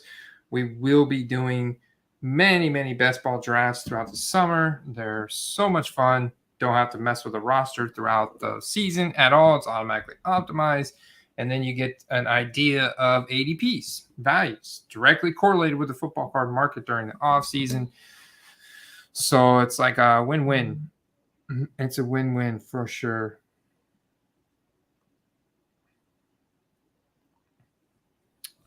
And we get a little kickback for everybody that signs up using promo code QUEST, which I use to help fund giveaways and all kinds of stuff. Yeah, when you for the channel. 12 hours of work, throw on a different shirt and sit in front of a computer, that is a definite side effect of that. What I'm awake. You're awake? I'm just a little Asian-eyed at the moment. Get the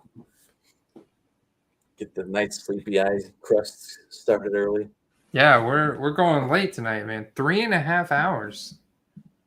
I think we're almost there. Got 3.5 hours. Silly KC.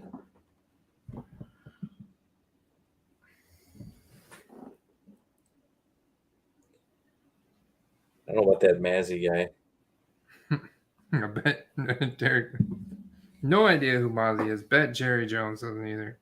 Seems like the kind of guy that might be one of those. Look back and they're like, "Why did he draft this guy?" Yeah, I've actually got some energy drinks in it, and I've got some bourbon in there. I might have to pour me a little like bourbon and energy drink for the show tomorrow. I think for tomorrow night. Are you going to be able to join us tomorrow night, Steve? What time? I believe it starts at 8 p.m. Right? I don't know. I'll have to let you know. I'm not sure. Tomorrow's already it's a busy weekend. Going to a baseball game and some other stuff, but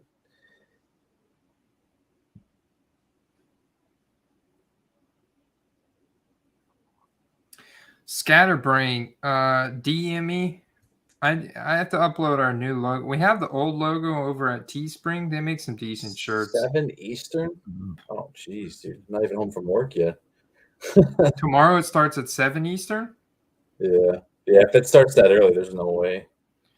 Man, that's gonna be rough. I might be a few minutes late.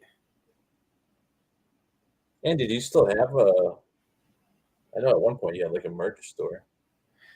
Yeah, so I was saying I do have a Teespring store that you can find from the YouTube homepage, but it's only got our old logo on it. You got any of the new logo stuff? I find myself in need of a new logo shirt. Yeah, so I have all the new logo stuff at Printful, but it's like my own personal store. I use it to buy stuff for like the patrons. You know, if you're a field level patron or a club level after 6 months, then I get you guys all shirts and stuff. And so, but what I can do if you're not in those patron categories, then you can just PayPal me and I'll order the shirt and send it to you. You know what I'm saying? Andy, we got a pick. You got a pick. So DM me, whether it's in Discord or send me an email, and if you want the new logo, then just DM me, and I can hook you up with my PayPal unless you're a patron in either the field level or the club level after 6 months.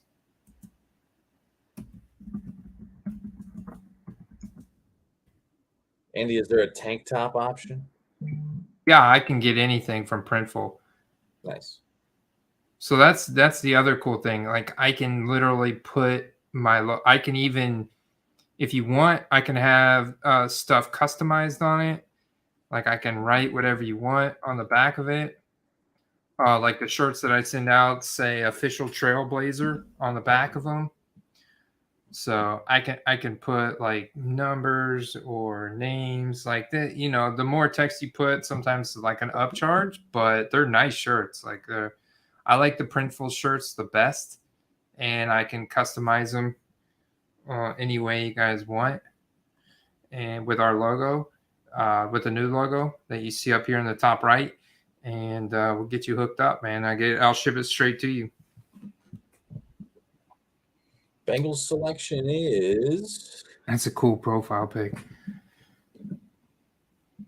Miles Murphy, edge rusher from Clemson.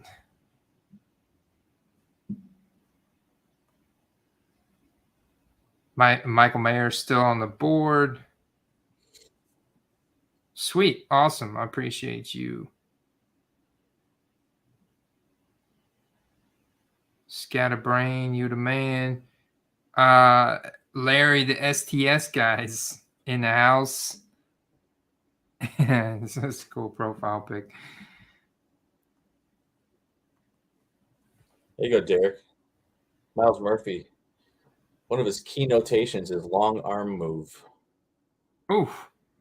And he's 6'5", 275 pounds. It says he's this year's version of Trayvon Walker.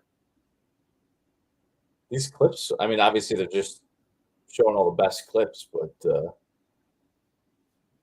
so far I like what I see. Yeah, they say he's too freaky of an athlete to pass up. Racked up 76 pressures over the past 2 seasons. I bet you a guy like him has probably got Miles Murphy. I want a guy to invest in on the Bengals defense, you know? This guy's got he's kind of got that look too.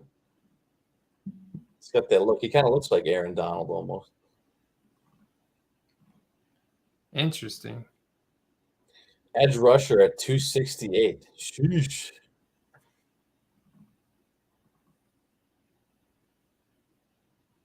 Whoa, Pink Panther custom art, cracked ice 101. Justin Fields popped up when I searched Miles Murphy. What the heck? Check this thing out, Steve. What the heck? Whoa, man. Is that if you're messing around on eBay after a couple bags of mushrooms, that's the kind of card you buy?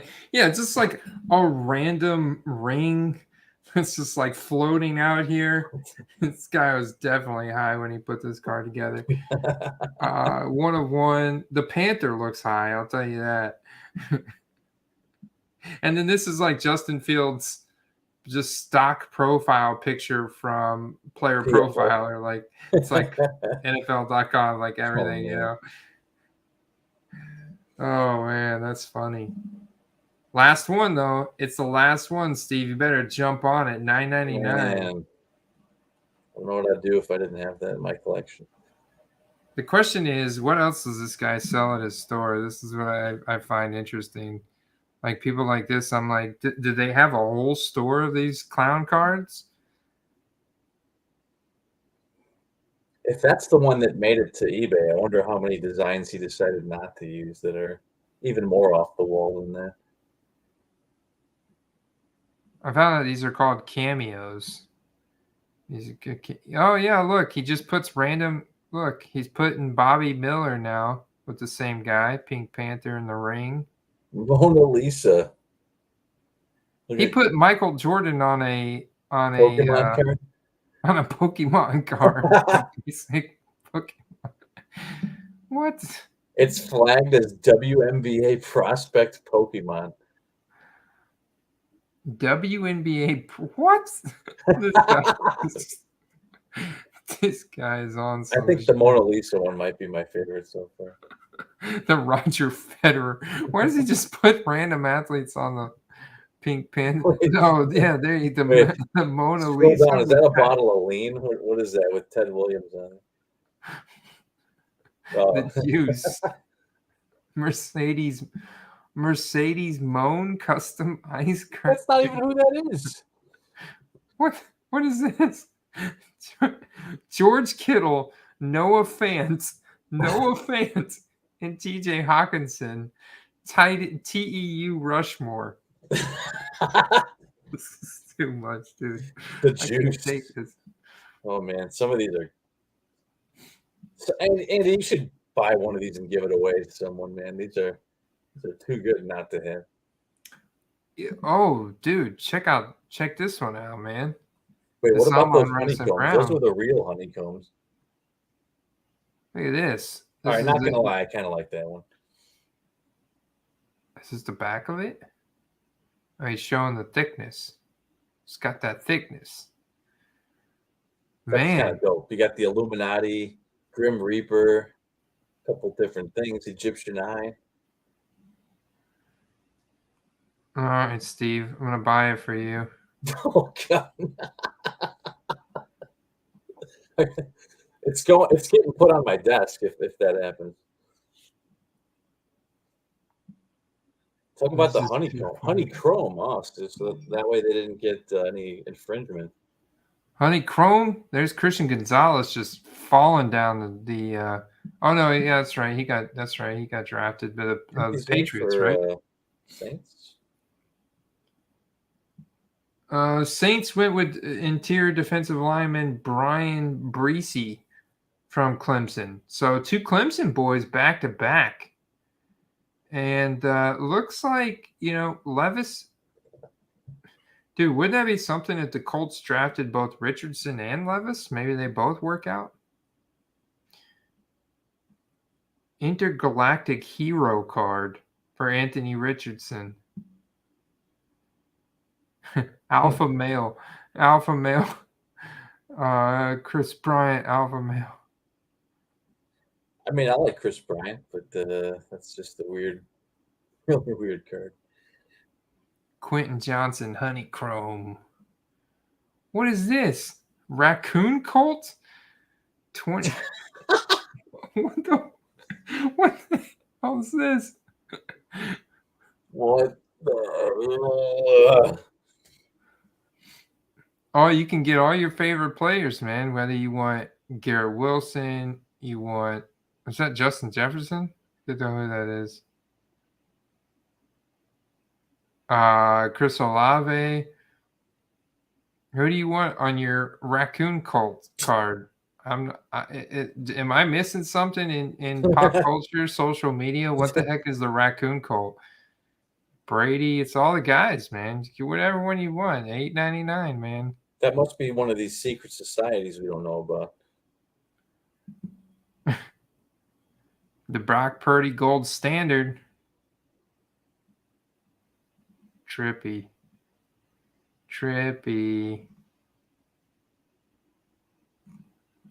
Dude, these are weird. Christian Gonzalez, the Great White. he put a picture of his face in a great white shark. I would love to just know, like, how many of these a day get sold.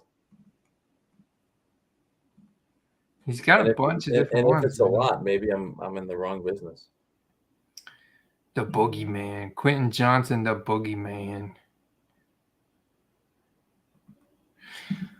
All right, sorry, guys. I know I just killed probably at least 100 of your brain cells. This is from I Like Cards. Wait, that's a 70K items sold? Search. He's got 20,000 items for sale, apparently. 70K items sold. Yeah, 70K items sold. So if they're $10 a piece, that's a lot of money, my friend. It's insane. Well, look at me. Here I am buying you Amon-Ra St. Brown. It's because it's got the Illuminati on it. I'm all about them conspiracy theories. Eagles are back on the clock, man.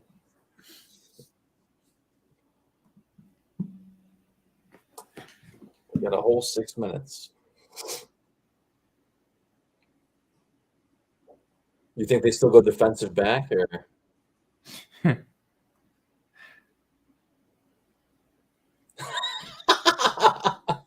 That's a underrated comment there. That's a great comment.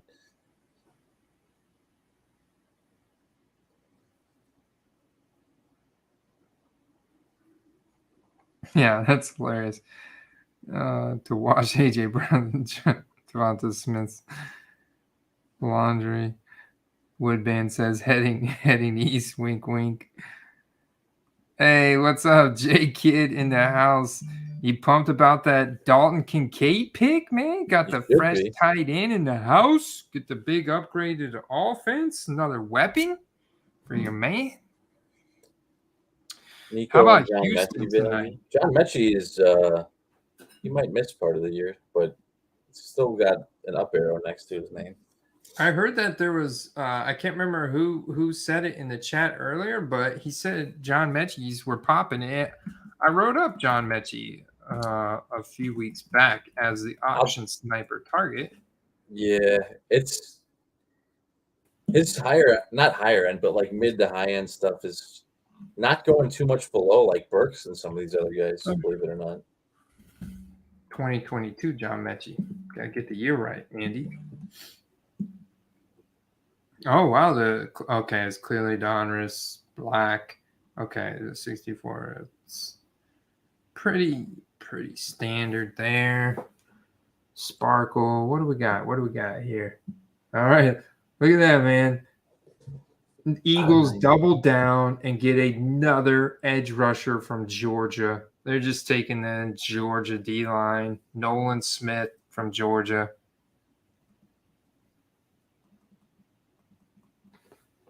Yeah, Jason, that's a good buy. I think I picked up Nico out of 10 rookie ticket auto for like 80. Can't remember, 75, something like that. So I'm hoping he pops. Holy crap, dude.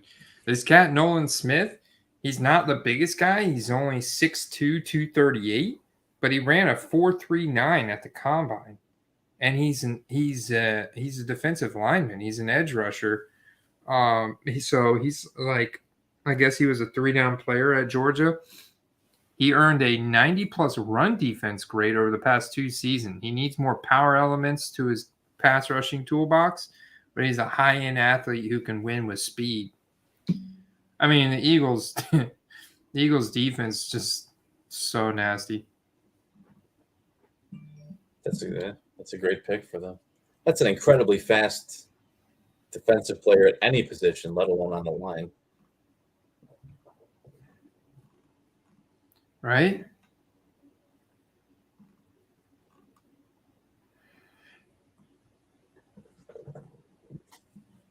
Give it time. I think the Mechie stock will pop during the season. I mean, I don't really see the pop tonight.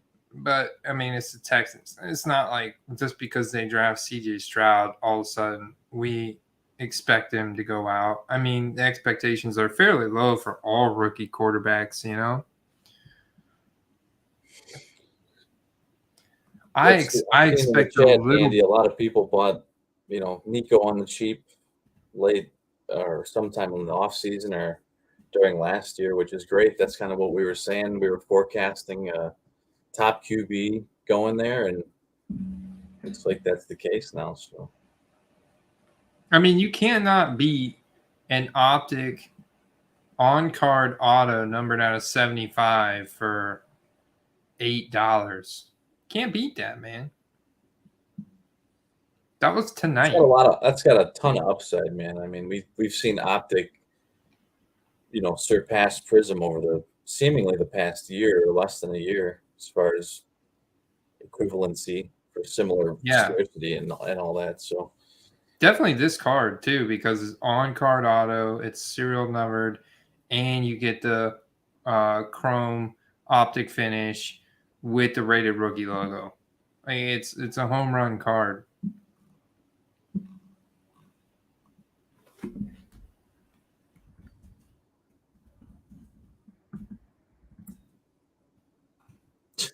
This guy, Eagles guy with face paint on, and the crowd screaming, "We got this! We own this draft!" He's fired up, man. Yeah, I mean, so far it looks like they made 2 great picks.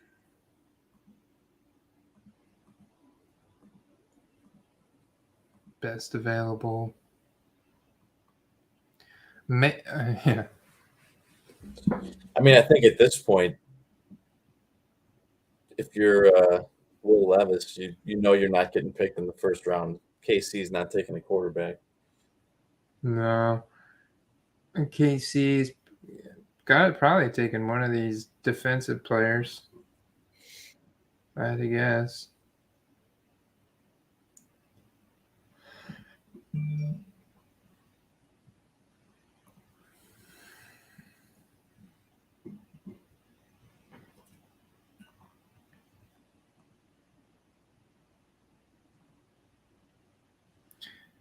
Phoenix Gold. Nico Collins out of 75. Well, it's out of 75, so it's probably not gold, right, Steve? I think they count as yellow, but they look gold to me. Yeah, I think so too. I mean, it looks gold, but I think if it's not numbered out of 10 or 25, then it's not technically gold. Although there are actually some sets that are gold that aren't low. Classics is actually out of 99. Here's a Classics that kind of looks gold, Steve. Yeah, the non-autos are out of 99, the gold ones. And the gold one's out of 50? That's a... Wait, is that a 20? Oh, that's a 21. Yeah, dude, that's a great buy. Wow, it's 99 cents right now, but it does end tomorrow evening. They're pretty cool cards. I kind of wish these Classics would pick up a little bit of popularity, man, because I do think they're cool with this old school field goal post football logo down here. I like that, man. I think that's pretty cool. I just see these cards like grossly underperform all the time. And I would love to see them do better in the market. We got a pick. They're just now announcing Nolan Smith.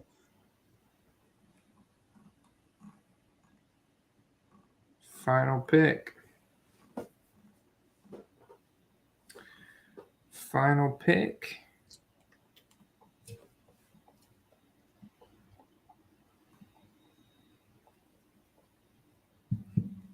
Elite change of direction.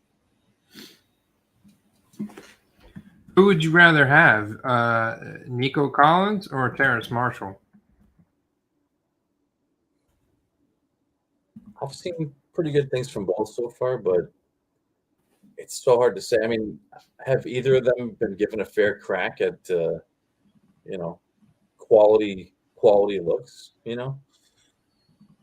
No, not really. Nico more so, but still not really. I think maybe Nico fits the kind of guy I like more in like a traditional like possession receiver with red zone capabilities, whereas Marshall's a little bit more of like a sideline guy, field stretcher. Yeah, a little bit. Yeah, I'd have to agree with you. And yeah, I'm interested to see how pass heavy the offense is going to be in Houston now this year with new coaching. I got to get a better feel for that. And Carolina, I do feel like Carolina is going to be a little bit more pass heavy because I think that's going to be a little heavier portion of their game plan. I feel like, they bring in Hayden Hurst, receiving tight end, DJ Chark, field stretcher. Thielen, middle of the field. Yep. Adam Thielen, middle of the field, no end zone. And now they've drafted Bryce Young, who, was the most pro ready, highest level of accuracy. It's like I think they're gonna be throwing the ball a good bit. And then you got occasional gadget work out of LaVisca. Well, yeah, that's true. He might have a career season now. Yeah. Unless anything changes, he's going to fit into that like Mecole Hardman role kind of. Yeah. I go back to like DJ Chark's 1,200 yard season when he was second year with Gardner Minshew. And that was his breakout year. And I'm like, man, he's so good. And he had that 1 year. And when he did play, when he was healthy last year, man, he balled out with Goff. I mean, dude, National Treasures RP8 out of 10. Yes, please. I'll watch that. Ooh, look at that green optic too. Holy cow. It's the same guy. It's a gold. This one's gold. This one's gold.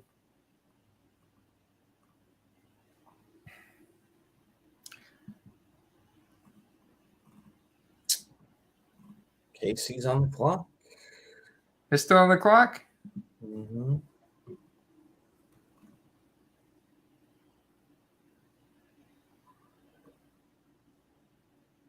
There you go. Oh man, what's Adels's pick? We're gonna have to sign off, bro. I'm like starting to struggle to hold my eyes open.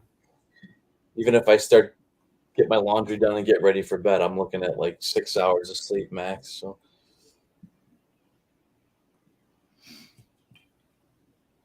I think so. I think if you look at the Panthers, as more reports and analysis comes out from experts around how they're going to run the offense in Carolina and Houston, then we're going to start getting value rises for the wide receivers on these teams if the analysis is that they're going to at least run a balanced offense, probably throw the ball a little bit more. And there's going to be a lot of analysis around how these new rookie quarterbacks will fit in. Then you start getting the training camp highlights and stuff. And that's big because the big storylines are going to be Bryce Young and CJ Stroud and Anthony Richardson for the Colts. That's pick is top in. three. Pick is in. What do they get? What do the Chiefs go for here?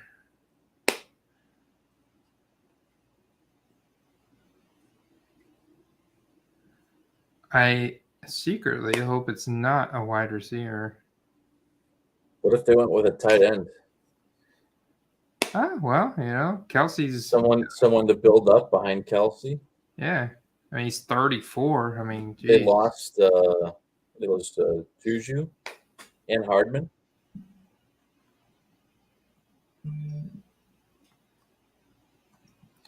Woohoo! Let's go, Billy.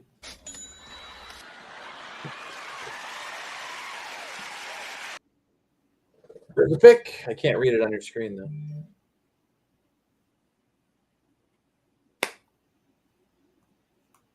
I feel it. I feel it, Woodband. I'm with you, man. I think Tennessee's got to get that. Got to get that. Are they going? Are they keep going? Are they still going? They're going to do round 2 tonight too? I don't think so. That's got to be it, right? It's got to be it.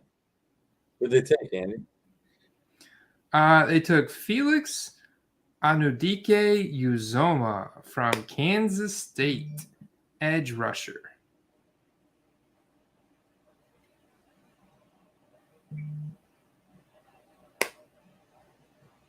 Interesting. Get that edge rusher, man. Edge rushers. Remember when we used to have outside linebackers and defensive ends?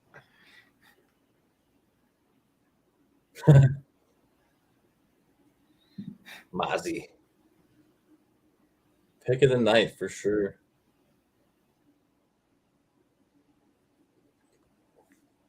Yeah, both were wow. Well, when I looked at Marshall, last year was, if he was injured, it was very minimal. He played 14 games. Yeah, so I mean he missed Actually, he didn't even miss any games last year. Didn't even miss any games. There's just a couple games he probably didn't even play. I mean, look at his snap share. He only has. You had PJ Walker throwing the ball for most. Yeah, PJ Walker. You have Baker Mayfield. I think there was Sam Darnold at one point too. Yeah, what did he get? Like 2-3 starts maybe, and then got a couple. He had a touchdown there in Week 9 against Cincinnati, where he had 6 targets, but only a 75% snap share. That should go up. He only had 47 targets. They just didn't pass the ball much. When they did, it was wildly inaccurate. No consistency there. I mean, but the upside is there, man. Second round draft capital, good speed, good size. I mean, he got injured a little bit in college. Like that was where the primary injuries came in. Like 2020 only played 7 games. 2019 he played 12 games. So that's where the injuries came in. Like his senior season, he only played 7 games, but he still put up 731 receiving yards. So I think there's a lot of promise there. The guy is also just a really good athlete. So 22 years of age. That probably helps. Yeah, and the prices are dirt cheap. And he should have a career season with Bryce. I mean, he's gonna go underdrafted.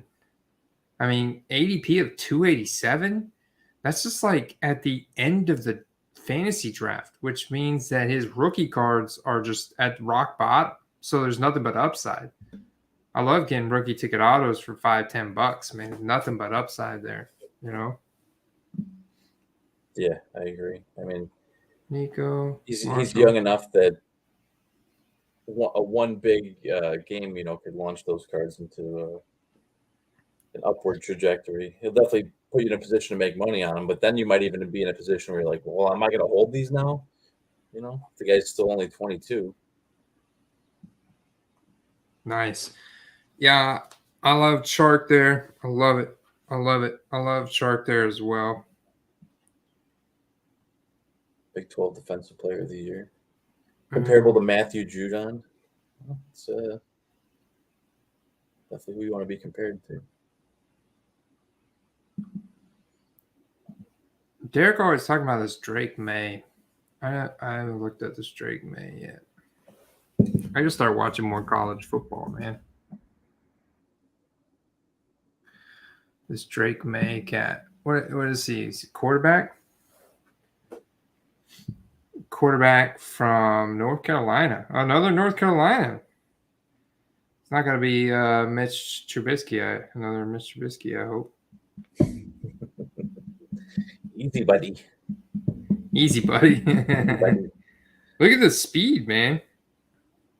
This kid is fast, dude. 6'5", 220. Damn, he's a stud. 6'5", 220, running that kind of speed with a pretty damn good quarterback rating.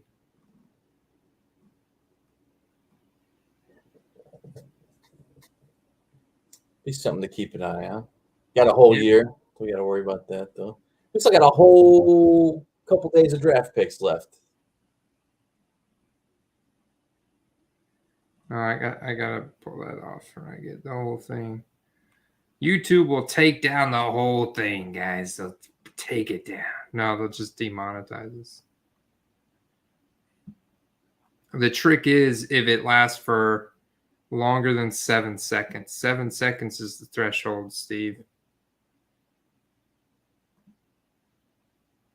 What did that go for?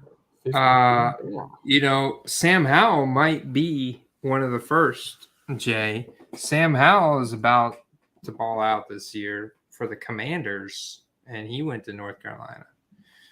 Sam Howell, I was looking for some Sam Howell cards anyways earlier. Sam Howell is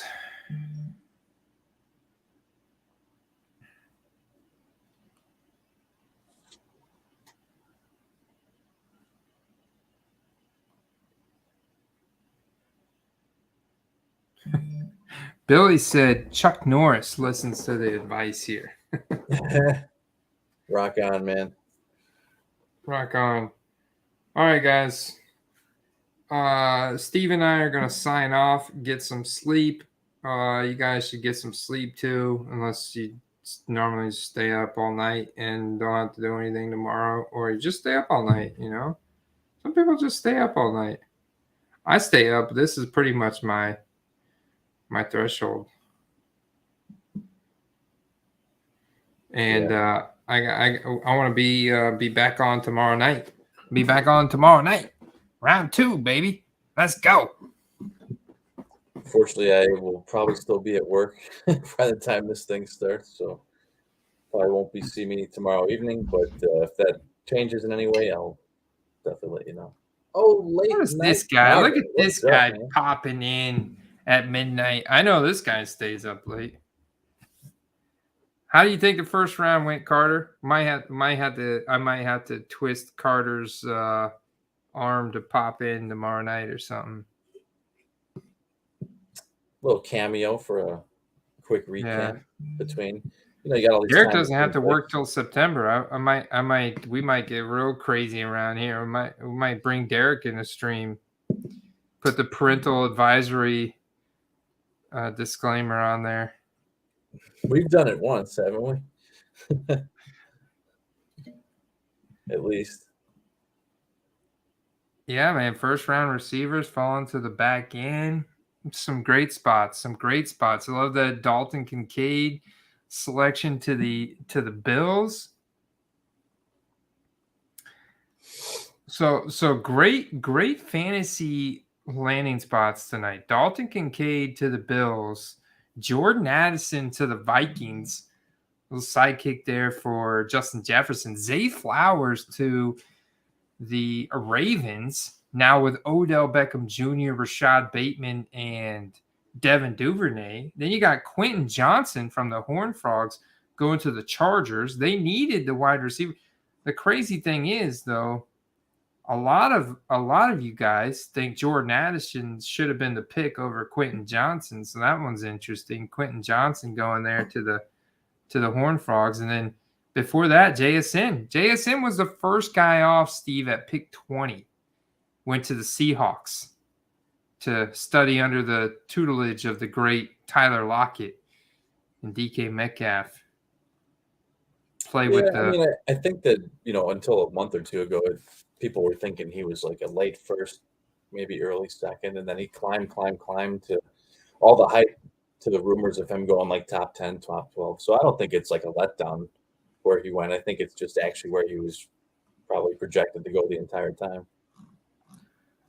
The crazy thing is, we kind of expected it, but Bijan Robinson drafted at pick number 8 to the Atlanta Falcons, running the ball more than any other team in the NFL. Clearly, that trend is going to continue in 2023 with a man that could do it all in Bijan, and the highest drafted running back since Saquon Barkley in 2018.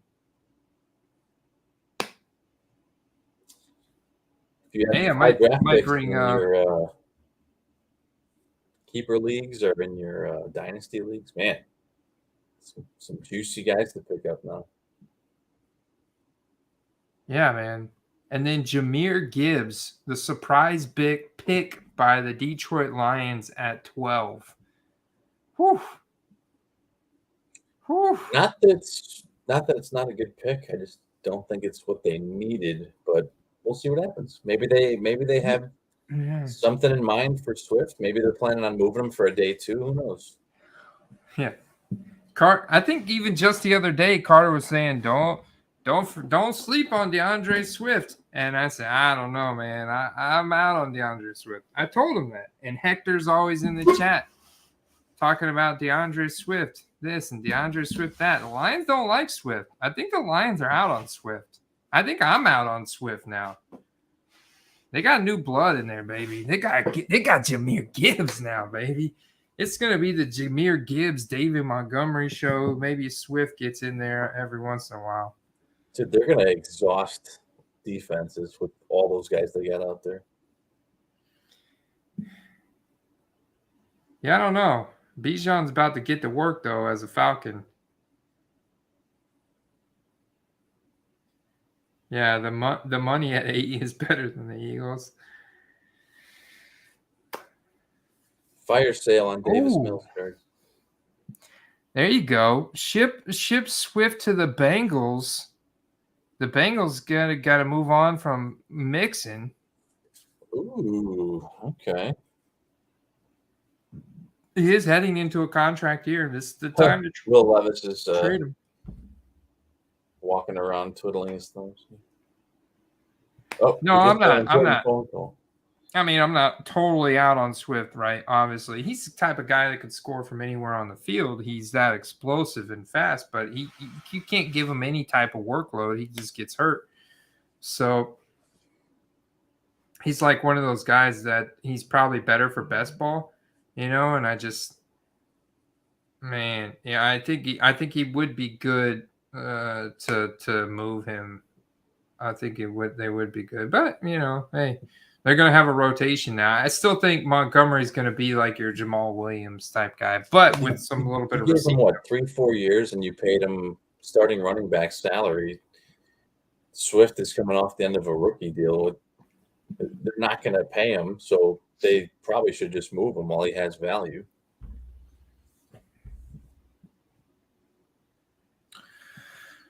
Yes, sir. Yes, sir. All right, Corey. Just losing one rookie contract and taking a new one on. Hit me up in the Discord. I'll reach out to you, Corey. I might bring you on tomorrow night, and that'll be fun, man. All right, y'all. I'll see if on the way home from work if I can tune in and traffic and catch the beginning of the stream. All right. I appreciate you guys. I hope y'all have a good night. I had a blast in round 1. That was fun, man. That was fun. And we'll see you guys. A lot of shockers. Not any trades, but maybe the real actions tomorrow. Maybe that Swift move, Whew. It was good, man. Peace. Good night, everyone.